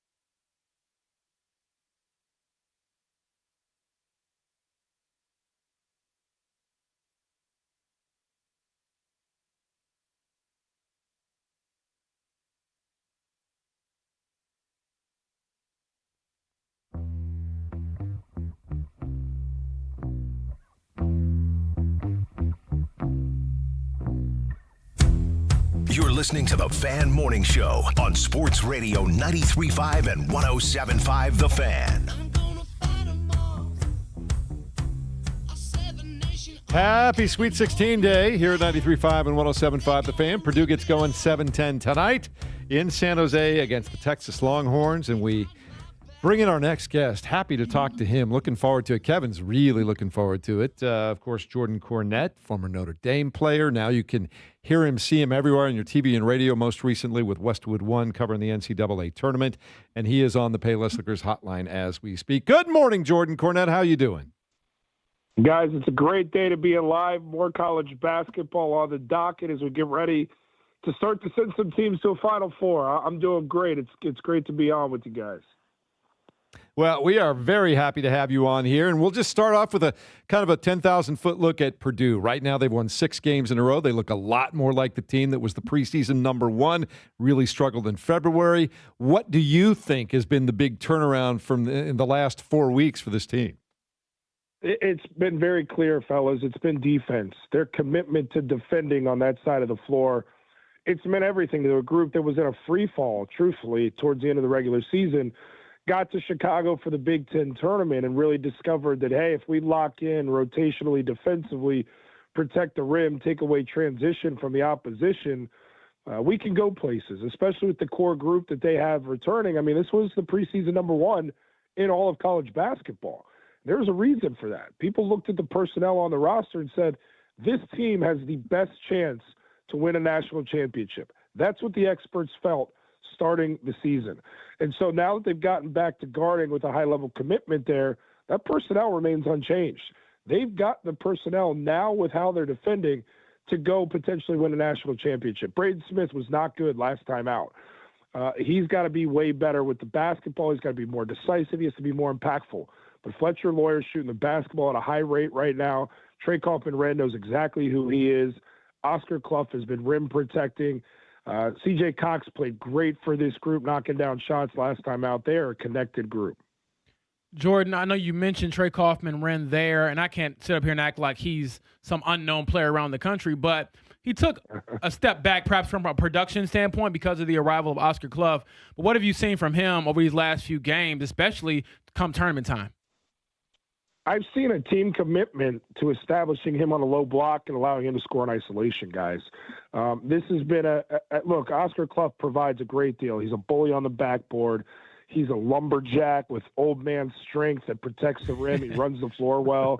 He's a great energy guy, but he's been producing offensively down the stretch. But when you need a bucket down low, you go to a poor man's Karl Malone in the college basketball game and Trey Kaufman-Renn, and he's been delivering time and time again. I mean, their blueprint to success, at least in the first weekend, which I was able to be there in St. Louis and watch, was give him the ball on the low block and let him cook. He's also been great in the short roll. As you guys know, you'll never see him shoot a set jump shot. It's always that little one-arm floater offering from around the free throw line and in. But he's mastered it. He's been great in the pick and roll. He's been great catching on the low block. He's been good on the backboard. When you look at him, when you look at Lawyer, when you look at Smith, it's 3 guys that understand the finality of it all. This is it. I mean, who has ever brought a team in that has lost to a 16 seed and has also lost in a national title game? That's the experience those 3 guys present. That's the voice of Jordan Cornette. As he said, Westwood One, he was on the call for Purdue and Miami over the weekend, and obviously you see him in a variety of different platforms during the college basketball season. I do want to go to Butler here for a second, Jordan. We see the hire yesterday. Let's talk about it. Of Ronald Norred. Obviously, your family, plenty of ties to that Butler program. What do you make of maybe the state of their program within the Big East in this current landscape? And how do you view Ronald Norred injecting some, I would argue, much-needed fuel into that program? You know what it is? It's a full facelift that is going on right there with this Butler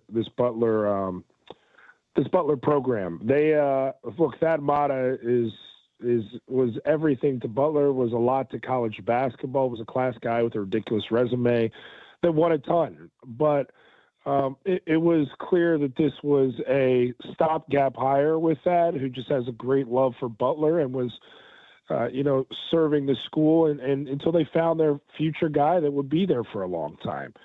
That guy's Ronald. Excuse me, guys. That guy's Ronald. Ronald is such a brilliant basketball mind, such a great guy in terms of connection to team and feel a pulse for his guys. He's ran a group in the G League. He's been a high-level assistant most recently with the Atlanta Hawks. But he understands the Butler chip and what makes that engine go, what fuels that program, how to recruit, what pockets where they can win.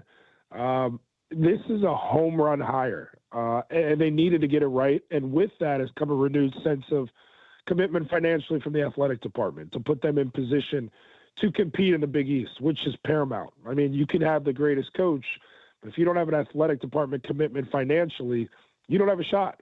Well, all that's coming together for Butler right now, and I would say buy on the Butler Bulldogs early because Ronald Norad's going to get them where they need to go. Jordan, one of my fondest memories growing up, I am an absolute Notre Dame basketball sicko. I was Love it. 13 years old with my brother in the nosebleeds of the RCA Dome and the shaved heads. And people forget about your contributions off the bench to get through Bruce Pearl and UW Milwaukee and then beat the Fighting Illini there in round 2. Just the greatest memories in the RCA Dome, watching the Irish, Torrin Francis, Chris Thomas, Dan Miller, Matt Carroll, etc.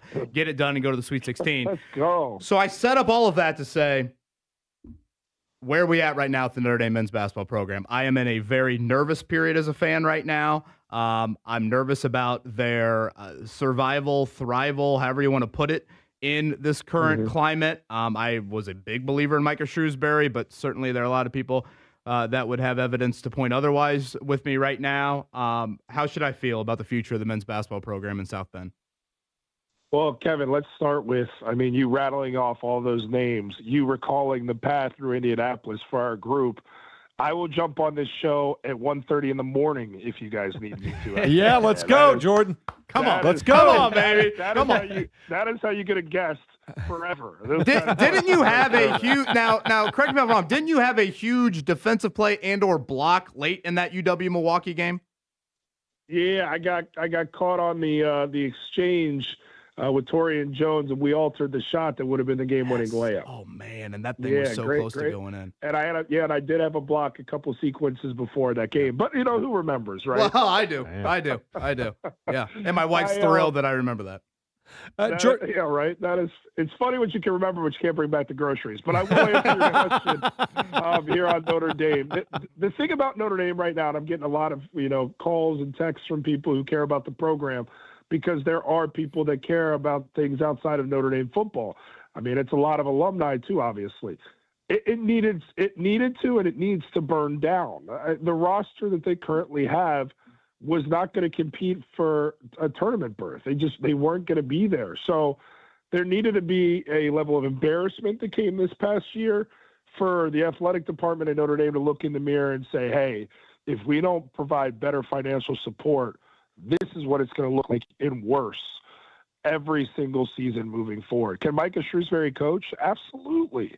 Guy won at Penn State. He's been part of the Celtics, part of Purdue staffs.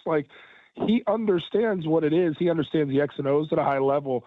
He's still feeling out Notre Dame and understanding the shortcomings, the obstacles that come with the job.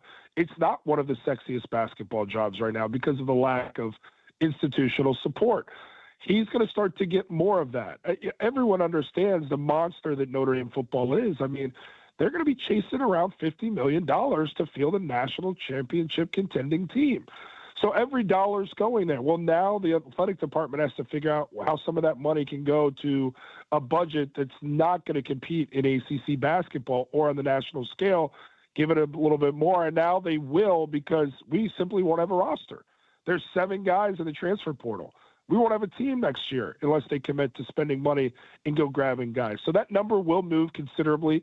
I know that for fact, being in those conversations. Can't share what that number is, but it's going to look different. So now it's incumbent upon that staff to go recruit and to go bring in guys, not just high-level incoming freshmen, because it's a man's game now with the transfer portal. Go get guys who are rising sophomores, rising juniors, and put together a group. I think everybody knows that the seat is hot for Coach Shrewsbury right now. And if the results look like they have these last few years, I'd say short of a tournament berth, there's going to be some real conversations there. And then Coach Micah Shrewsbury knows that. And that is not a knock on his coaching ability. The guy can coach. He just needs more support within the institution. Who's having more fun than you right now watching college basketball from courtside?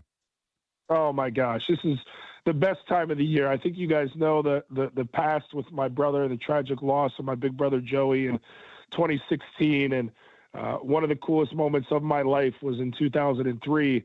Kevin mentioned that Notre Dame team is a 5 seed that got to the second weekend. Well, my brother's group at Butler had an improbable run themselves, getting to the Sweet 16 that season. And that's where my brother famously coined the phrase, "We are still here," to the haters out there. And I think it was Ben Howland who said that Butler didn't belong in the tournament and a power conference team should be there. And all they did was topple 2 power conference teams to get there. And he reminded everybody, because he was a son of a bee, he said, we're still here for all those who didn't think we belonged. And so this tournament provided a forever memory, a phrase that fuels our foundation, the Joel Cornette Foundation, and our wristbands and in everything we do. We are still here. Well, the genesis of that was this tournament and me and him being in the second weekend and my dad flying to meet my mom in Rochester where my brother played, and then flying that same day to get out to California to watch me that evening, and the moments that came with that. So I will forever work in this NCAA tournament, because for those days, on those game days, and I could get emotional here on the phone, I feel like my brother has climbed down the stairs from heaven to sit there with me to do those games. And oh gosh, guys, the goosebumps it provides. And my wife, because she's not only a superstar on the mic with the First Take show out there in New York City, but she understands that. And every year my young kids come out with her at whatever site I'm at, and it's a family affair. And this one will be in Chicago for this week, and they'll be here with me. So it's awesome, guys. You probably didn't expect that loaded of an answer, but the reality is there's nothing in sports I would rather do than this tournament. Jordan, if I could add one thing, first off, I get chills every time Butler plays the pregame intro and your brother pops up on that screen and says those very words that you just shared with us. But I'll also add this. I went to Butler basketball camp growing up, and I will never forget playing in the West Gym, and your brother was my coach, and I was a very mediocre basketball player. And I took one of the softest charges you've ever seen. It should have been a block, 1,000%. And when your brother blew his whistle and put his hand behind his head and pointed the other way that it was a charge, and picked me up off the floor and slapped me, on the you-know-what to say, "What a charge! Oh, my gosh, can you believe that?" That was unreal. I think about that way too often. So it was an unbelievable memory for a young kid, and thank you to Joel for providing that for me. Oh man, that gets me emotional, man. He had a zest for life, and he loved people, and he loved the game, and he loved the effort, and he loved cheering for people. He was just, for those who knew him, and it's probably some of those out there listening to the show right now, he was a one-of-one guy, man, and I always looked up to him, because you could walk the streets here in Chicago, Connecticut, where I live, heck, the campus at Notre Dame, and there's going to be some people that be like, "Oh, that Cornette guy, what a bum, what a punk he was," or this or that. And there's not a place you go where my brother once roamed where you wouldn't hear nothing but great things. He just loved people, saw the best in everybody, and was all about maximizing a day with fun. Maybe not with the hardest work in that day or checking off the boxes he needed to, but my man was going to have fun, and he was going to lean into people. And I think we could use a lot more of that in the world today, no matter, how you feel on a potential war or on immigration or on this or that. Like, my brother just loved people. And I think this part of the year makes me remember, like, what's right and what's good. And that was him. And, guys, I'm over here waxing poetical, but you guys got me talking about it, man. And I just, he was special. He was just a good person. So I think for everybody out there, like, smile today, have fun, because that's what my brother would be doing if he was still here. And he is still here with us. You're going to get me emotional, Jordan. Thank you. Yeah, man. I appreciate you guys bringing him up. Everybody always goes, I'm sorry to mention this, but I loved your brother. I'm like, don't be sorry. Shoot, I love hearing all those kind of stories. And that's what it's about. This time of the year is the best. It's all about the emotions of the tournament. And and careers being made, careers ending, the emotions and the high level stuff that goes into this. And this is the culmination of a beautiful sport, a great season. I love this time of the year. Absolutely love. We appreciate you and have fun at the game, and we'll talk to you again soon. I promise you that. Yeah, guys, I appreciate you having me on. Enjoy the madness. Thanks, Jordan. Jordan Cornette, he's working with Westwood One, and it's Purdue, Texas later on tonight at 7:10 p.m. We got to take a quick time out. More in a moment, 93.5, 107.5 The Fan.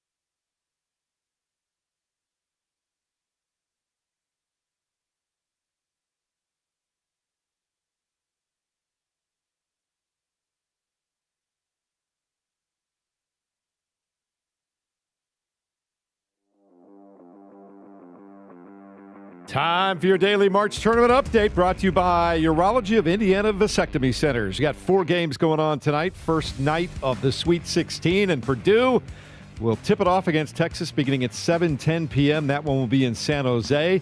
7:30 tonight, Iowa against Nebraska. At 9:45, Arkansas takes on Arizona. And at 10:05, it's going to be a late night for our own James Boyd tonight. Illinois tips off at 10:05 against Houston this evening.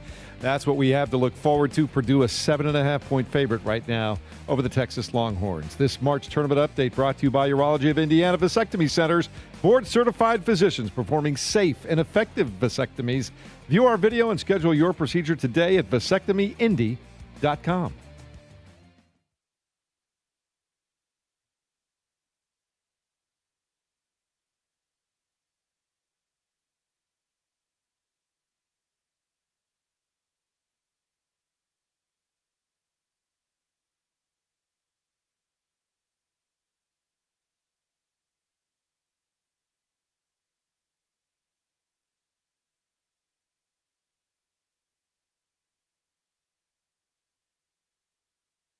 One of the most intriguing recruits in the country, Flory Badunga and the Kokomo Wildcats against a Ben Davis team that is playing to have the most wins ever in an undefeated season in the history of Indiana high school boys basketball. The level of college coach that is here to watch Flory Badunga today is mesmerizing. John Calipari, Mike Woodson, Bruce Pearl, Juwan Howard, just to name a few. Why is he such a captivating prospect that has the nation's attention? I'll tell you what, I've watched basketball since the early 60s, and the only guy that comes to mind is the high school equivalent of Sean Kemp. Hardiman on the drive. No, Badunga! A lot of his buckets look just like that. That's why he's 80%. Those are good-looking shots.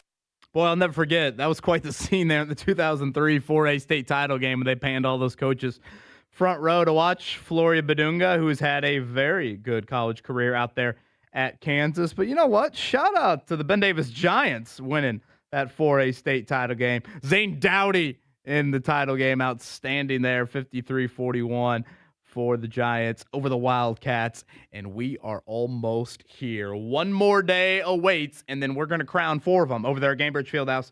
Coming up in the 1A game, Bar Even Triton, 2A, Park Heritage and Westview, local flavor, Cathedral, New Haven, and 3A, and then 4A. It'll be the clash of a great Hall of Fame classic back in December. Crown Point got the best of Mount Vernon out there in Newcastle. We'll see what Luke Ertl and company have in store for round 2.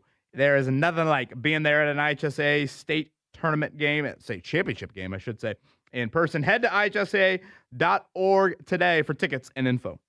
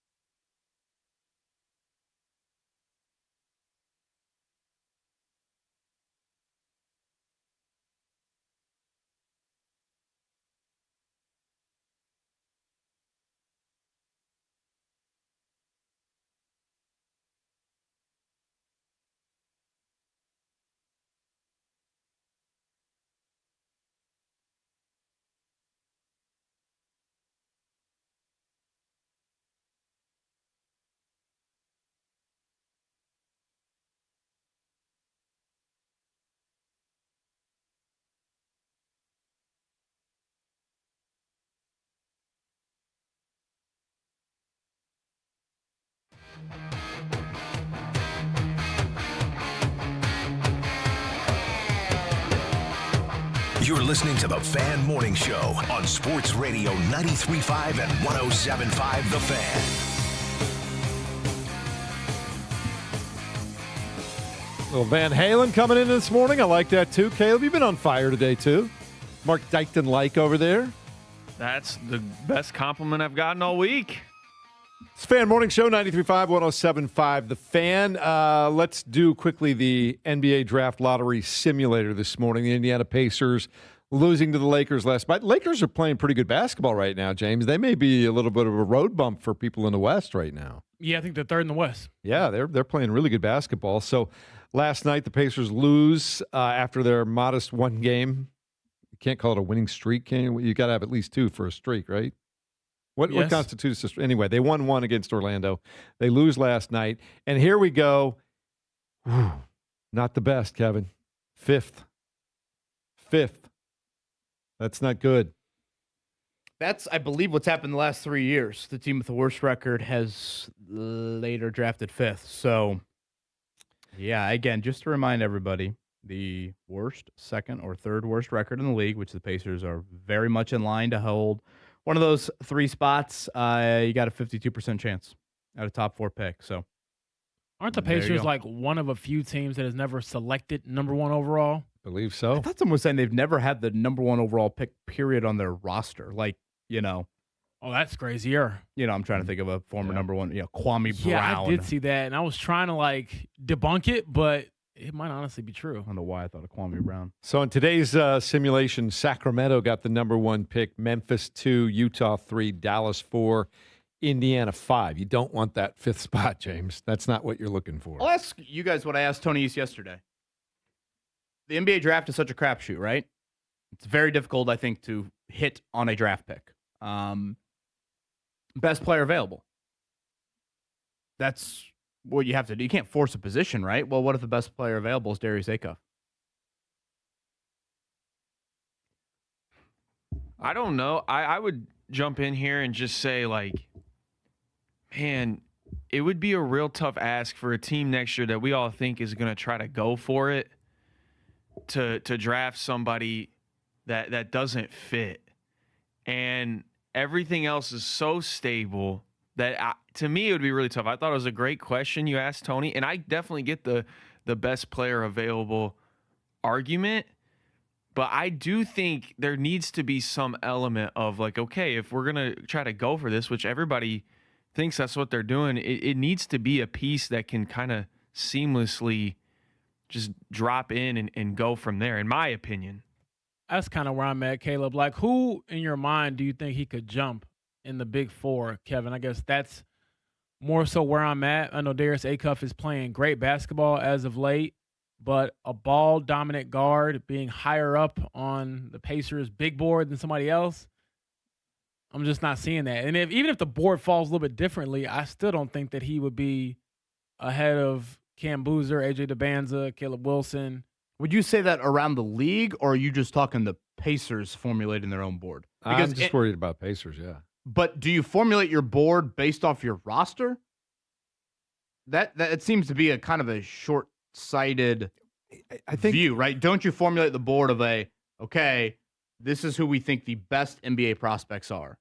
And then inevitably, I think positional, like, again, if the best player available in the NFL is a quarterback and the Chiefs are on the clock, they're not taking a quarterback. Like, I understand there's some of that, but I'm just curious. I guess, answer that one, James. Do you think Darius Acuff is the fifth best prospect universally for 30 teams, or are you speaking just for the Pacers? Probably just for the Pacers. It's hard to say what the uniform look like would be across the league, but even then, I'm questioning, okay, has he done enough to leapfrog these guys? I mean, he's playing great. Don't get me wrong. Like, he's a great player. But did we forget how Caleb Wilson looked? National Player of the Year is probably Cameron Boozer. I like Caleb Wilson a lot, but there's also a part of me that's like, and again, my hand is raised. I said this earlier in the week. I don't think we did a good enough job talking about Darius Acuff during the regular season. I mean, it's not like this dude had a quiet regular season. It's not like he just had two games in the tournament. No. Where he's put up the most SEC Player of the Year. And I mean, he averaged over 20 a game in the SEC. Yeah. I guess I look at it this way, Kevin. I think this group of 4 or 5 players, they're all projected to be really good players. They are. Now, if you believe if you're Kevin Pritchard and you just look at Acuff and you go, oh my God, this guy checks every box I've ever been looking for. I'll figure out the fit later. That's one thing. But I also think you're in an interesting position this year, which doesn't happen every year, where you got 3, 4, maybe 5 guys that all project to be really good NBA players. And if that's the case, all things being equal, then you got to go for fit, don't you? If unless you think somebody is just head and shoulders above everybody else. Right. To answer my own, yeah. I mean, I think there is a level of fit that matters, and the Pacers are in a unique situation. Now, some would counter and say, as a franchise, you never plan on being in the top 5 ever again, or at least for the next X amount of years. So that means you try to hit the home run. Yeah. You try to hit the grand slam. Yeah, I just don't think that drafting a ball-dominant point guard is on the Pacers' radar. Fair. You got Tyrese Halliburton, free of shingles now. All right, coming up in the next hour, Chris Capco is the new Ball State basketball coach. We'll talk to him. We'll get you ready to go for tonight's Purdue game against Texas and a whole lot more. Text us at 239-1070. Tell us what's on your mind. We'll continue in a moment. 93.5 and 107.5 The Fan.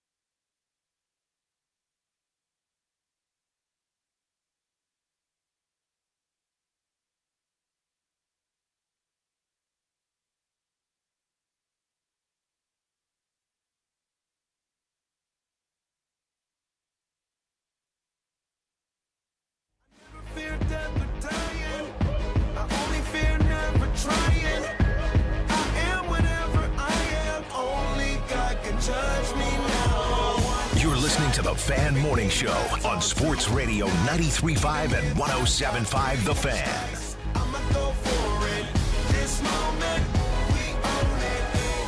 Getch up and going this morning on the Fan Morning Show. James Boyd, Kevin Bowen, Caleb Zuver in for the ever-vacationing Mark Dykton. Last I saw Mark's social feed, he was drinking beers. Has he gotten the Tokyo Dome ice cream sandwich yet? I haven't heard. We'll have to check in with him a little bit later on that. I was with the kids, spring break. I was at Universal Studios in Los Angeles over the weekend. They have this thing there's a whole part of the park dedicated to the Simpsons, right? They have this huge donut. It's like $10, but it feeds like 6. It's that big. Did you get it? Yeah. And, of course, we didn't eat nearly half of it by the time it was all said and done.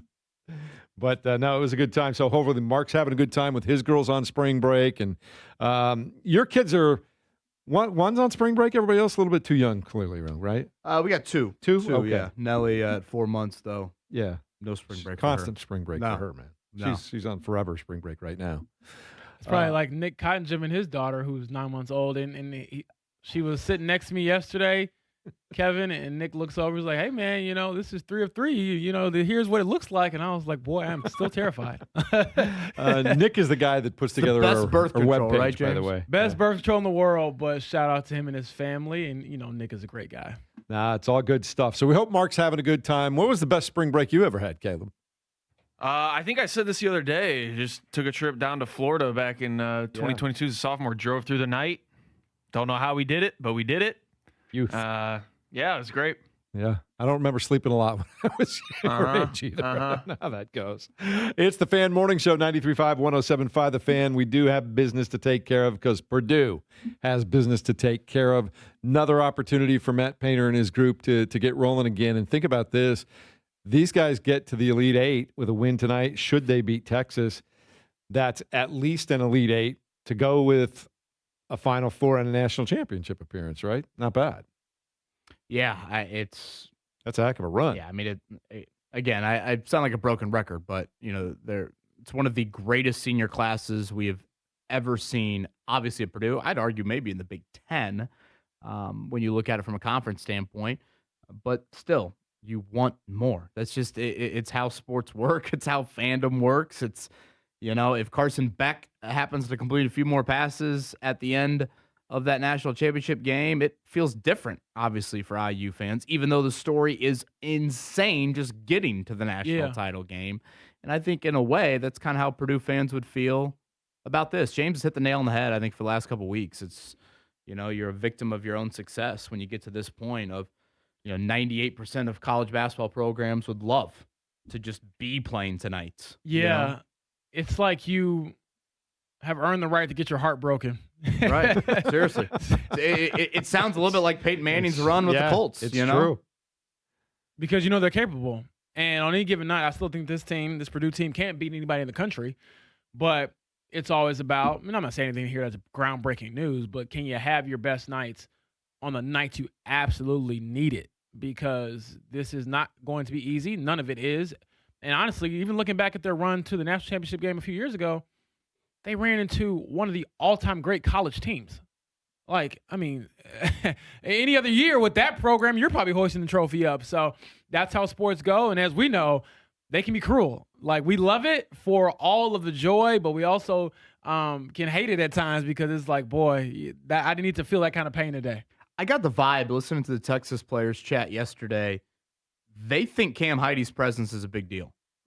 They think Cam Heidi's got legit intel. You think that's a fair statement? You think it's blown out of proportion? How do you view Cam Heidi's presence with Texas here over the last 4 days? I think this is a great talking point for us and something we'll probably blow a little bit out of proportion. But my thing is this. And to use a football reference, you remember like the Legion of Boom over in Seattle? Sure. And I'll never forget some of the stories I've heard about their defense and when Gus Bradley was calling it.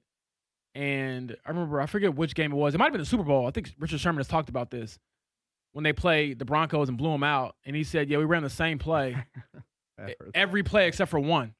So, I mean, Cam Heidi probably knows some of the Purdue plays and what they want to do philosophically, but can you stop it? I mean, they have the number 1 offense in the country. So a lot of teams probably know what they want to do or are capable of, but they haven't been able to stop it. So I'm not too worried about it. Well, and again, when you watch Purdue play, P.J. Thompson virtually every time down the floor, he's drawing something up on the whiteboard, and, he does kind of angle it a little bit so Braden Smith can see it. So, and for those that haven't paid attention to Texas, I guess I should mention this. Cam Heide starts, but really he doesn't play a lot. I mean, It's like I'd have to look up his minutes, but I would argue here lately it's been even last game where he hit the game-clinching shot. I want to say he played like 15 minutes the entire game. So, how much can be done from the bench if you look at it from a Heide standpoint? Cam Heide this year is averaging 22 minutes a game,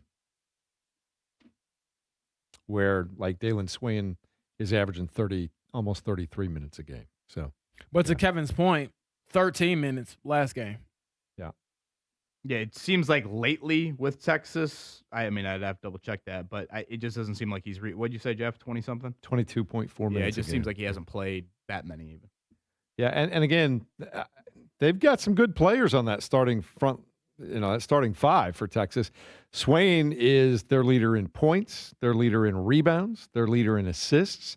Vokatitis, the big guy we've seen play really well in this tournament so far. Tremont Mark hit the game winner in that first 4 game. You've talked for quite a bit about Jordan Pope in the last hour. So it's not – this can be, when they're playing their best basketball, this is a pretty good opponent right here, Kevin. I know they haven't always played their best this year, but when they do, they can be tough to beat.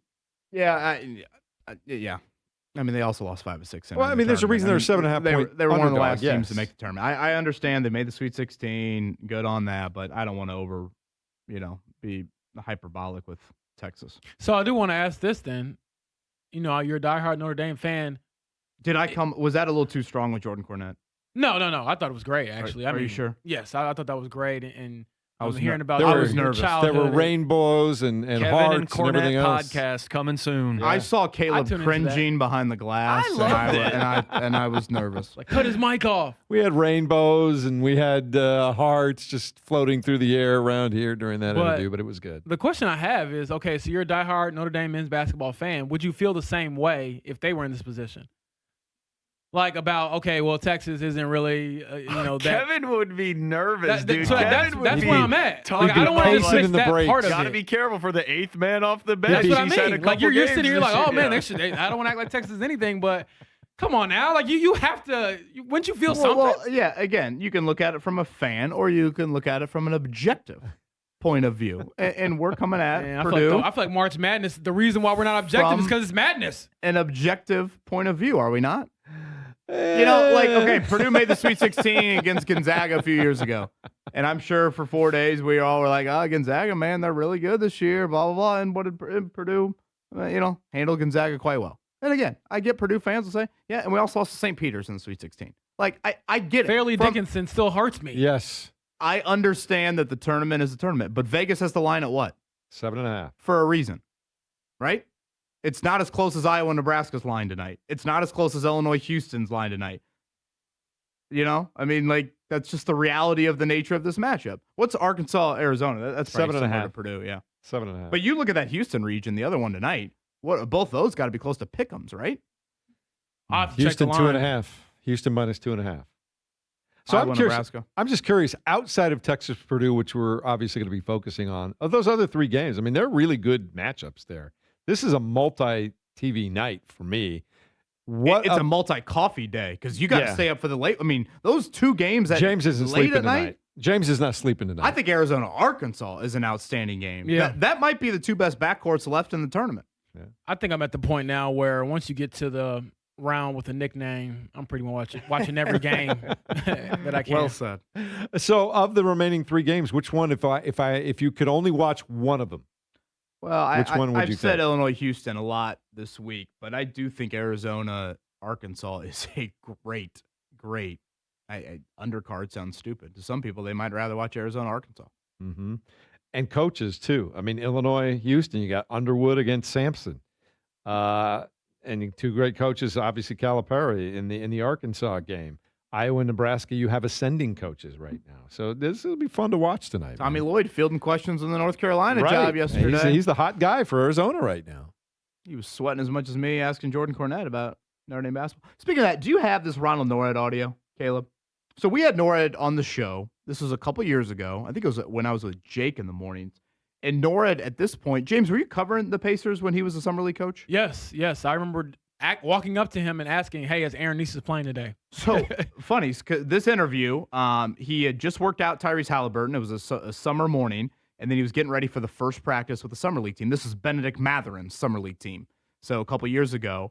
And Butler had just hired Thad Matta. So I had asked him earlier in the interview if he had spoken to Butler for the opening, and he said that he did. He had talked to Barry Collier about the Butler opening, but they obviously went with Thad Matta.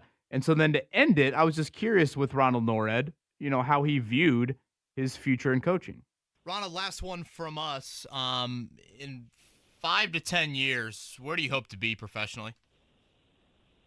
I hope to be an NBA head coach. You think that's possible?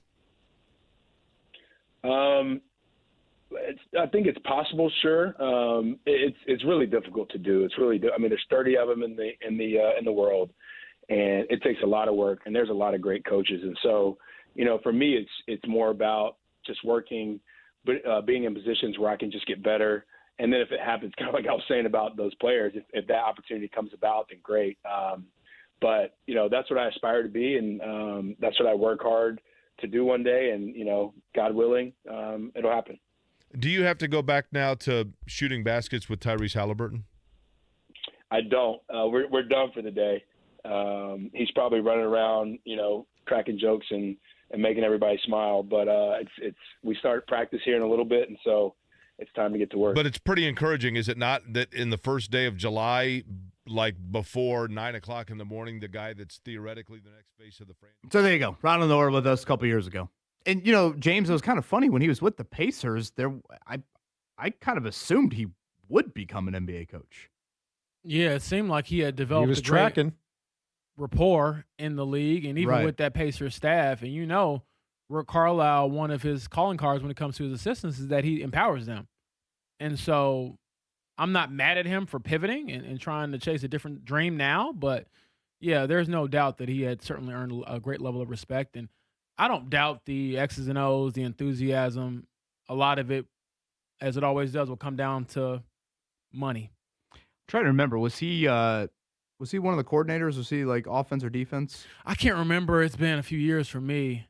Because that was still when they had Mike Weiner, right? Yeah, but I do remember this distinctly. Like, he was very much into player development. Like, he was all in with Tyrese and a few of those guys, watching film, breaking down clips, and doing extra work off to the side. So that's what I remember the most about him. And when he got that summer league opportunity to be the head coach of that team, he was so grateful. And again, looking back at it, it's so crazy to see how things have changed for certain people in those interactions, because for him, he's now the Butler head coach. And again, I'm asking him if Aaron Neesmith, who he had just traded for, is going to play in the summer league. Aaron Neesmith just started in the finals. So, and has gotten a nice NBA contract and has basically had his career thrive here in Indianapolis. So it's a full circle moment for Ronald, and well-deserved. I think just 36 years old. Is that right, Kevin? Yeah, I think, if I remember correctly, him and I think were the same high school graduating class. And remember, he took that Brownsburg job I went back and listened to that interview yesterday we did with him. He was telling the story about taking the Brownsburg job that at some point during his final season at Butler, Brad Stevens says to him, hey, I think it was after the conference tournament. He goes, hey, after the conference tournament, I want you to come over to my house. I've got an opportunity for you that I want to discuss.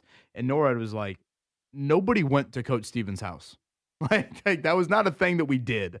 And so he was very kind of caught off guard by it. And I guess the Brownsburg, I hope I have this right, I think it's the Brownsburg superintendent had somehow reached out to Brad Stevens and said that I think Ronald was maybe doing some AAU coaching in the summer when he was at Butler, and was like, I want Ronald Norred to be our high school basketball coach. And I mean, that's Brownsburg. That's not your 1A school down the road where, he's got a family connection. I mean, where'd he go to high school? Somewhere in Alabama, I think, for Norred. So he, took the Brownsburg job the first year after playing. So, yeah, he was saying that they lost a I forget who they lost to, but Butler actually lost in their conference tournament the second year when they made it all the way to the national title game again. He goes over to Brad Stevens' house, and Brad Stevens is like, hey, man, Brownsburg High School wants to hire you once you're done here.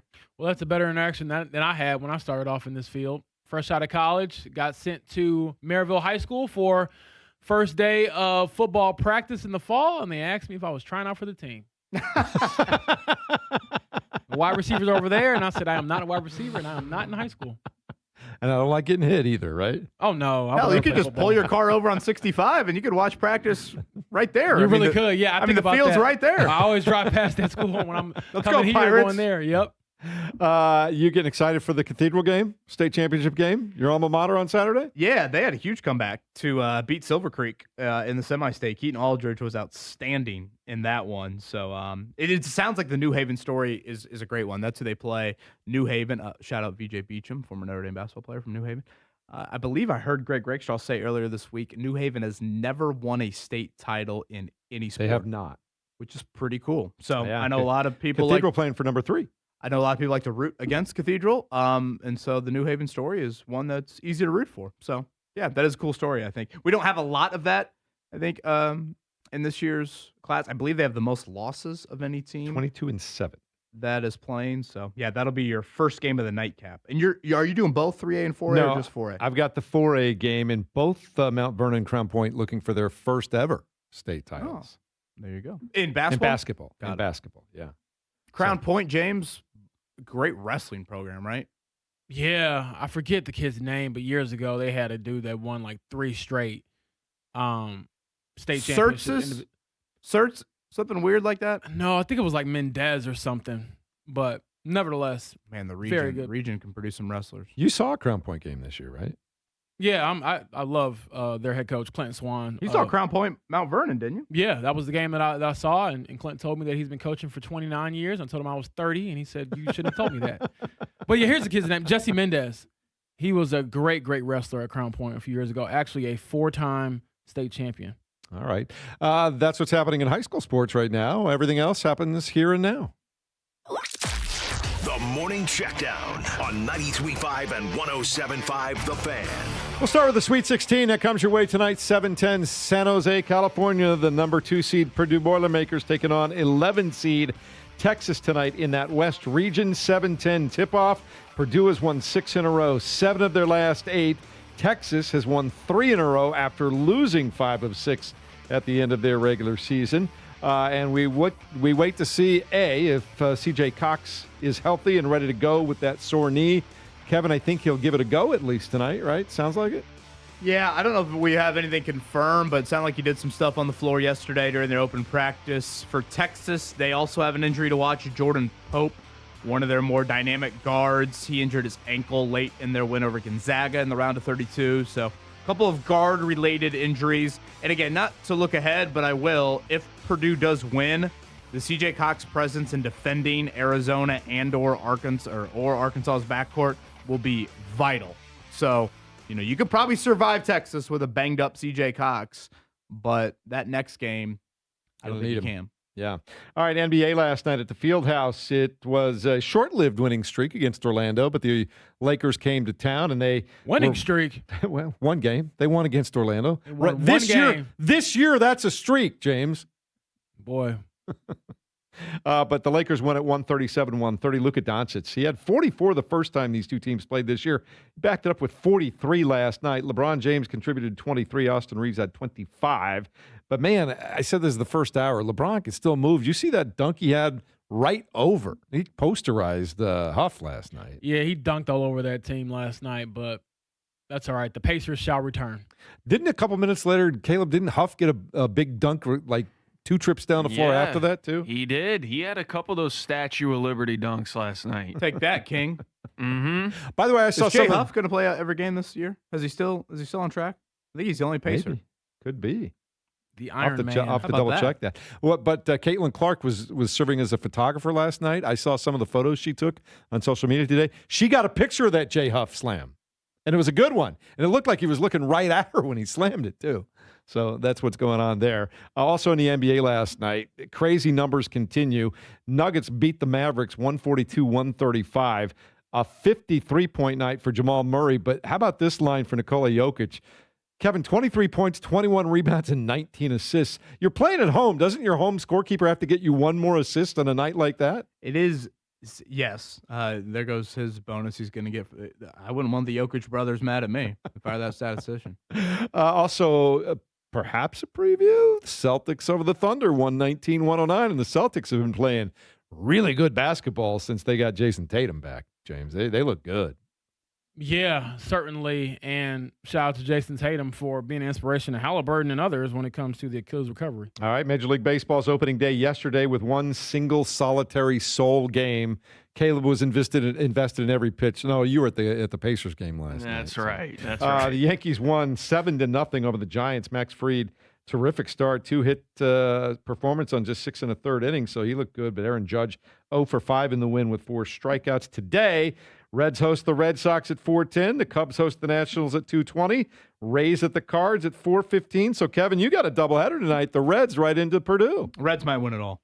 Let's go. They're undefeated so far this year. Let's go. Andrew Abbott on the mound tonight. This is the best bit in sports radio. Kevin getting his hopes up for the Reds. Then in July, you'll be on here. It's real this year, brother. Okay. We got him to the postseason last year. What are you talking about? Jeff was inspirational, honestly. Yeah, I think Jeff in that Ellie De La Cruz bobblehead line. Yeah, that's what it was right there. Also, baseball tomorrow night. The Indians will open their season at the Victory Field. Oh, boy, that's going to be chilly, right? First pitch. St. Paul tomorrow at 6:35. So what's going on? Enjoy the nice weather today. It's supposed to start getting really windy this afternoon. So, do you think Indians have that deal? If it's less than 60 degrees at first pitch, I believe you get a ticket to another game. They still have that deal? I believe they do. Ooh, we'll have to double check on that. I like that. Might take Who take verifies part in that. it? Like, is That's it, a great. does your iPhone? Is that what you go question. off of? Yeah. Real quickly, too, the Fan Invitational Golf outing is approaching April 30th. Legends Golf Club. It's going to be terrific. All the proceeds benefit the Franciscan Health Foundation. We're going to have a ton of people that you're used to hearing on the air out there. Matt Taylor's going to be out there. Eddie White. Looks like we're getting a foursome together with Tucker Barnhart and Drew Storen. We've got some other folks that are going to take part, former Indiana and maybe Purdue players out there. The More show to will be be announced out later. there, which is the most Everybody important all part. of us will be out there. JMV is going to be in a 3-point shooting contest with you. You better bring your game, James, if you're going to beat him in a 3-point shooting contest, right? I'm probably not beating him in a 3-point shooting contest, but I'll certainly try. All right. You can also take advantage of free cancer screenings available on site courtesy of the Franciscan Health Cancer Center. Again, it's April 30th, Legends Golf Club down in Franklin. And right now, text the word 239-1070, text the word fairway, and you can get $40 off a foursome. $40 off the foursome. It'll give you a little bounce back message and a link to go and take advantage of that discount. So do that today. Fairway at 239-1070, and we'll hook you up with that. Lots to come, including a conversation with the brand new head coach at Ball State. That's next.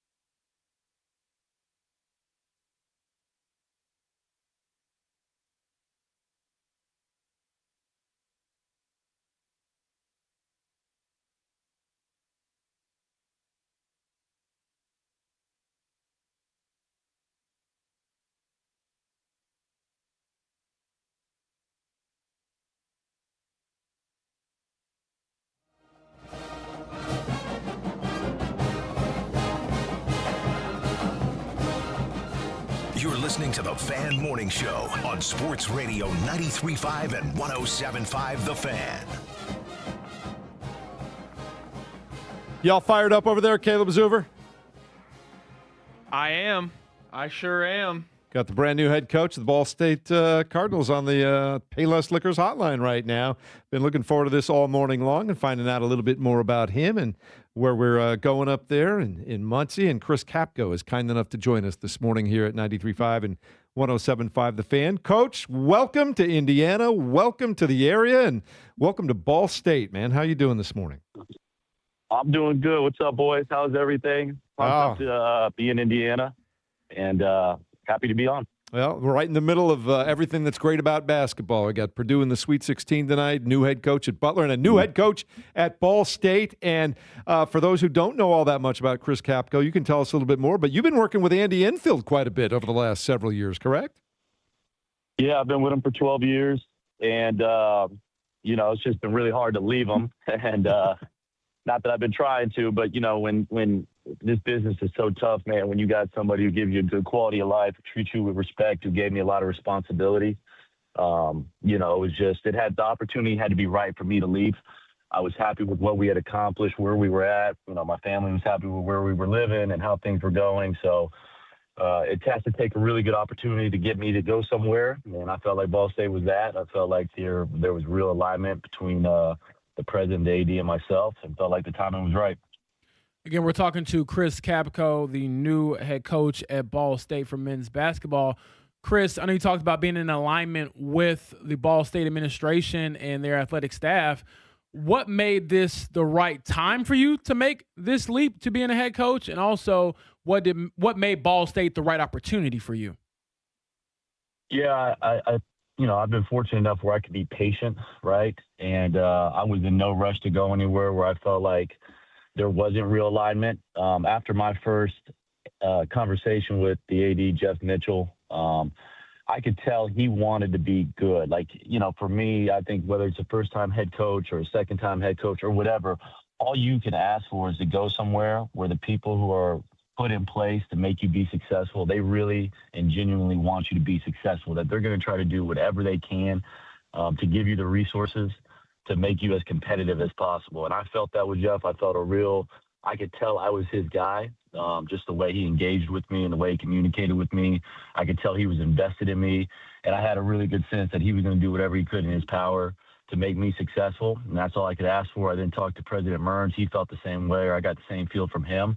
And because of that, only coming to Muncie the last couple of days and seeing like the support and seeing how people come out and how they actually care about it has only confirmed how I felt about this place. So I felt like it was a home run for me. At some point, I was going to have to take a leap of faith in myself and bet on myself and show I was ready to do this. And I felt like with their alignment and just kind of where the timing was with everything, that this was the time to do it. It's the voice of Chris Capco, the new head coach up there. Shout out Dill Street, Ball State, as they will try to end I believe it's a 26-year drought and make the NCAA tournament. Mm-hmm. Coach, did I hear correctly that you got a newborn, like really young? You did, 15 days old. Woo! So it's been hectic. Yeah, March 9th. March 9th. I'm in the mix right now, boys.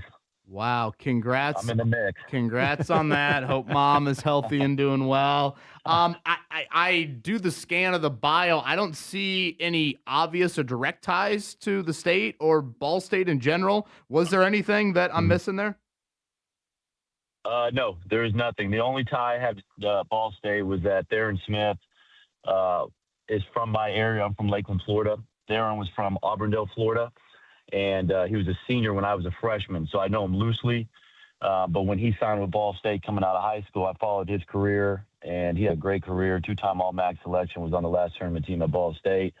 So that was my first connection to it. But other than that, I have no ties to the state of Indiana, no ties to Muncie, no ties to Ball State. Have you recruited the state much, if at all? I have not. So I have not, but I'm not worried about it, guys, to be honest with you. And I said this at my press conference. My last two stops, I had no ties to those places either. I had no ties to USC or LA. I come from Georgia and spent my whole career in the South before I went there. And like I said, 6 McDonald's All-Americans and 11 pros later, it worked out pretty well. And then when we came to Dallas, we came to SMU. I haven't recruited the state of Texas much. I had no familiarity with Dallas, and just went in there, immersed ourselves in it. And I feel confident that wherever I go, I can make relationships. I'm going to work at it. I'm going to be inclusive. We're going to make sure that people have access to what we do so they become familiar with us. And then I'm going to hire a staff who does have connections in the Midwest, in Indiana, at all different levels, who can point me in those directions. But I'm going to work at building relationships. I'm going to work at evaluating the kids in the state.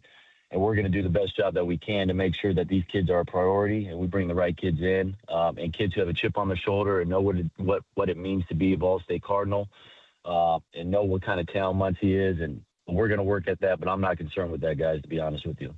Chris, when you look at the changing landscape of college basketball, and you've been in it for quite some time, what have you learned over the last few years with the introduction of NIL and money and salaries and transfer portal? Like, how confident are you in just that world and that realm of your responsibilities at this point?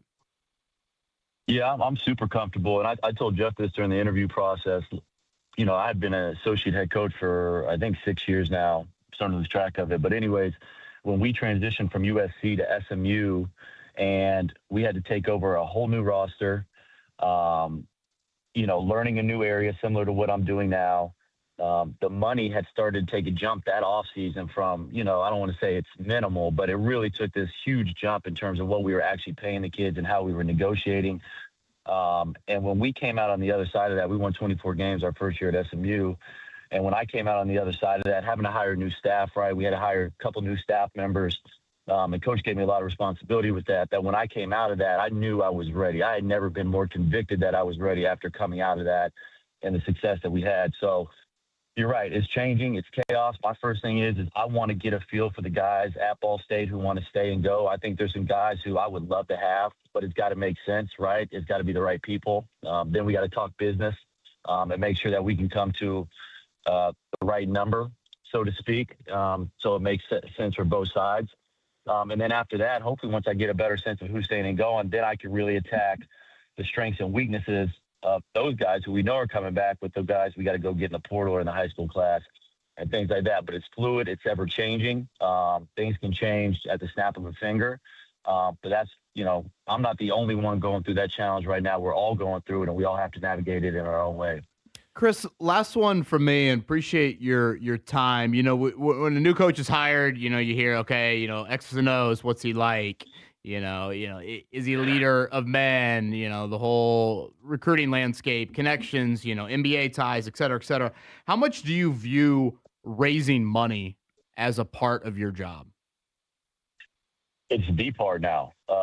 Obviously, you have to do all that stuff, right? At the end of the day, the product you put on the floor and the outcome matters.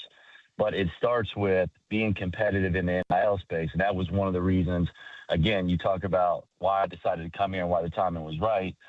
My talks with my administration, I felt like the timing was right, that they were going to be committed to giving me the proper NIL resources to be competitive. Now it's up to me, with the help of them and our administration and other people in development and stuff like that, to go out there and raise more money to allow us to be even more competitive. But the caveat to that is while you have to be competitive in that space, I also have to make smart and rational decisions. And that's where, I'm putting a staff together, and I hired an analytics guy who was my first hire because we are going to put our gut and our instinct, we're going to combine it with the data and the analytics to come about making the most rational decisions that we can. You have to be smart. You have to be efficient, because people don't want to give money and I just go out there and spend it frivolously. So I take that part of it very seriously.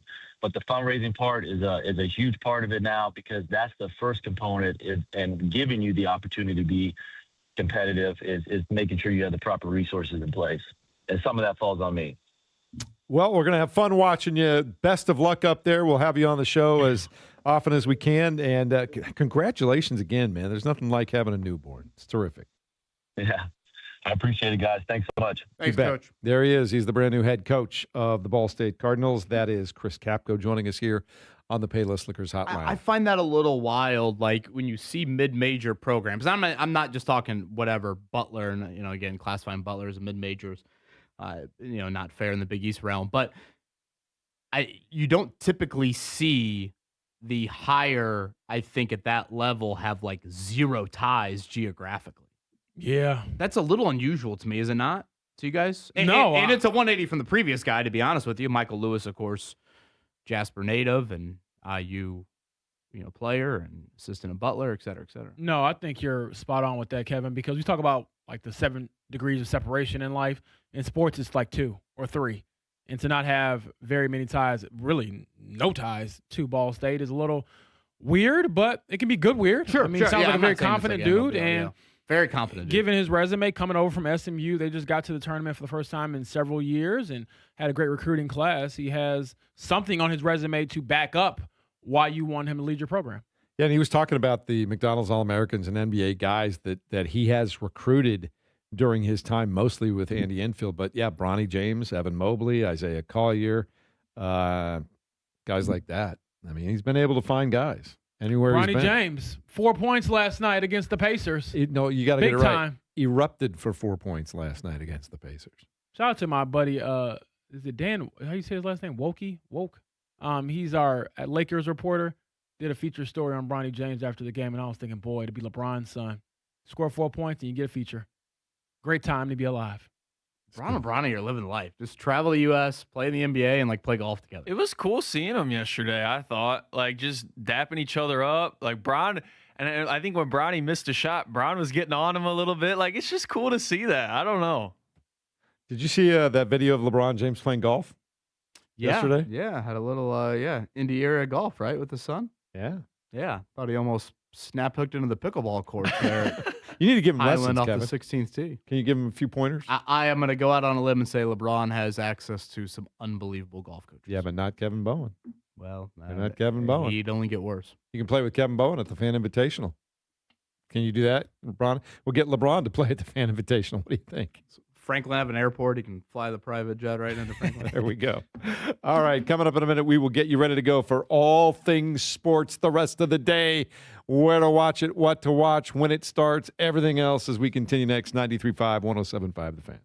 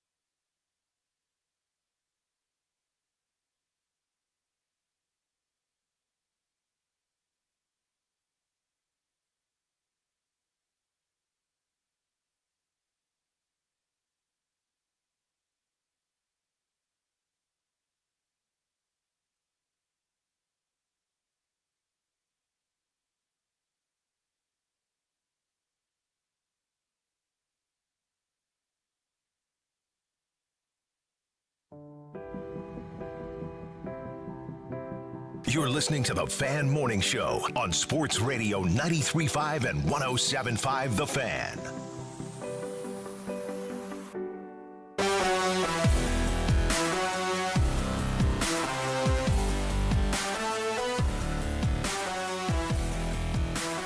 It's Thursday, Sweet 16 later on tonight, but if you're looking for something to do between now and the start of the Sweet 16, Caleb, I know you, for example, you're a baseball guy. Got all kinds of baseball opening day for a lot of teams today, including our Reds that open up at 4:10 today against the Red Sox. That'll be at home. The best thing about being a sports fan is those days when there's sports on at 1 o'clock in the afternoon. So I'm glad baseball's back. I feel like it snuck up. It really, really did, but glad it's here, and I'm ready to go. I'm excited. What's your baseball team of choice, Caleb? Oh, here we go again with my I'm just fandom. curious. I don't know. No, because this is going to open up yeah. Pandora's box. Hey, it's going to open up Pandora's box, and it's going to shut the pearly white gates. Do you see This Dykton shying away from the Cubs in there? No, it's true. It's true, but I know we've made a long story about my fandom this week. I'm a Detroit Tigers fan. Okay.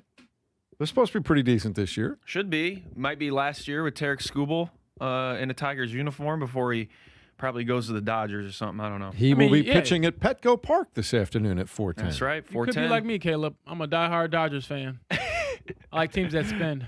And you telling me about the pearly gates. Okay. Hey, I told you, my hot take for sports is that bandwagon fans are geniuses. That's right. Why be miserable? You can be happy every year. Uh-huh.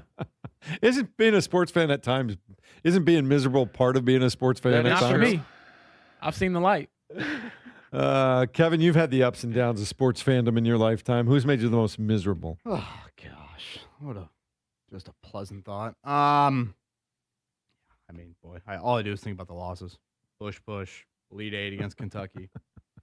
Shrewsbury going after the ref from Cal. That was this year. Yeah. Still one of the funniest videos ever. Don't have to remind me of that. That was before the injury, right? Before the torn Achilles. Yeah. Correct, yes. Yeah. You guys worried about Purdue? You guys act like you guys seem like you're worried about Purdue. I'm not worried about Purdue tonight. I worry about any game that's one and done. All you got to do is have a bad shooting night. I think you gotta have a good Braden Smith game tonight. Kevin, yeah. Turnovers can't be there. Yeah. They're gonna try to drag you down into the mud. Texas is like gotta keep the turnovers down if you're Braden Smith and just play a controlled game. I think if Purdue had played better against Miami, and perhaps like in that first half, I feel differently because I thought C.J. Cox bailed him out. Honestly, yeah, those 3 threes. Yeah, I was like, you guys are kind of flirting with disaster here. And boy, would the narrative be a lot different had they lost that game. But we live in reality, and they won it. But that's where I'm at. Yeah, I mean, to Caleb's point, like I do have questions about Purdue from a rebounding standpoint, from defending strong drivers, things like that. So you don't want to throw in any things that you don't feel confident about, like turnovers or Braden Smith playing like he did last game. Now all of a sudden you throw that in there, and it's like, okay. That's one I expected to be not happening tonight. And they shot it great against Miami. I mean, like as poor as they played, or if you want to label their grade for the game, it was really just kind of rooted in turnovers more than they shot it great. So I don't know. They're in another hockey arena, right, tonight? Mm-hmm. Maybe they'll shoot it good again in that building. I'm looking at all the baseball games later today, too. And the very first game that gets played today, it's at 1:15. And if you just love baseball, this pitching matchup, Paul Skeens and Freddie Peralta, as the Pirates take on the Mets. Like, if you like baseball, Caleb, that should be an interesting game to watch. Do you like baseball? I do. Are you going to watch that game? Parts of it, yeah. Okay. I don't think I'll be there I will not be there every pitch, but it'll be on in the background as I'm prepping for the 4A game today. Sure. And you know what? The only time the Pirates are probably worth watching is when Paul Skeens is on the mound. So today is one of those days. It's difficult to watch baseball this year. Did I get wind of that? Am I not just going to be able to dial up my normal TV viewing? Like usually I get every Reds game. I have AT&T Uverse. Someone was telling me yesterday you're not going to get it. Is that true? Probably, because baseball has baseball makes it hard for you to watch your team. Every year, they make it harder and harder and harder to watch. They are so fragmented and so interested in getting every teeny tiny last penny out of you that they make it almost impossible for you to watch your team on a continuous, regular basis. KB, just holler at your boy after the show. Yeah, but time to illegally stream. I know, but I like James. Nobody gonna have me, said that, Caleb. James gonna have my house burned down with the illegal streams I'll be firing up here. What do you mean? It won't be burned down. It'll be jumping up in there, man. You watching games you didn't even know were on. Max oh, Bowen's boy. like, man, what are these pop-ups that are all of a sudden showing up on Daddy's laptop? It'd be electric. What are you talking about? Oh, ye of little faith. Yeah, I don't know. NBC supposedly, so I guess the Peacock, you could probably watch Pirates Mets today. I know I'm a little sentimental, but I really enjoyed the conversation with Jordan Cornette. That really was. It was sentimental, honestly. I think his college basketball insight's great. Let's start there. But, anytime I hear him talk about his brother, I always enjoy it. And so I really enjoyed His brother was a baller, too. Jordan Cornette popping on and just unbelievable personality. And for him to share his time with us, greatly appreciate it. A little Notre Dame basketball talk for the 3 people out there that would like that. But more than that, I think you'll enjoy that up on the podcast. Caleb will have that up, along with Chris Capco. We just chatted with the new Ball State coach. Yeah, I think one of the realest things he said was, don't tell me you're sorry to talk about my brother. Because obviously it's painful, but I think that's a point we all can probably resonate with. Losing somebody, and you're like, you know what? It is probably good to bring them up every now and then and reminisce. And so a lot of good memories I'm sure he had run through his mind throughout the interview. Well, and I was glad he shared a little bit more context around and I can see Joel Cornette get closer to the mic going, and we are still here. and I had forgotten the Ben Howland part to that, of him not thinking Butler should have been in the tournament. I forget, Butler beat, I want to say it was Oklahoma and Louisville, maybe those first 2 games to get to the Sweet 16. And you imagine being the Cornette parents? Both your sons are in the Sweet 16, and you're traveling across the country trying to make that work. So good problems. Again, fun chat with him, and a lot of Purdue talk as well, because he was on the Westwood One call and he helped us get set up for tonight, 7:10 on CBS. All right, your pick tonight, Kevin. Purdue minus 7.5, Texas. Yeah, I got Purdue by 10. All right, James. Give me Purdue by 4. I go Purdue by 12. Purdue by 6. There we go. I'll say Arkansas upsets Arizona. Ooh, I like that. We'll check with that out. I'm with you. What about Houston, Illinois, James? Oh, give me Illinois. Okay. You going to sleep at all tonight? You just going to drag yourself in tomorrow morning? I'll be here tomorrow, 6:59. As will the rest of us, 7 o'clock. Jake at noon, JMV at 3.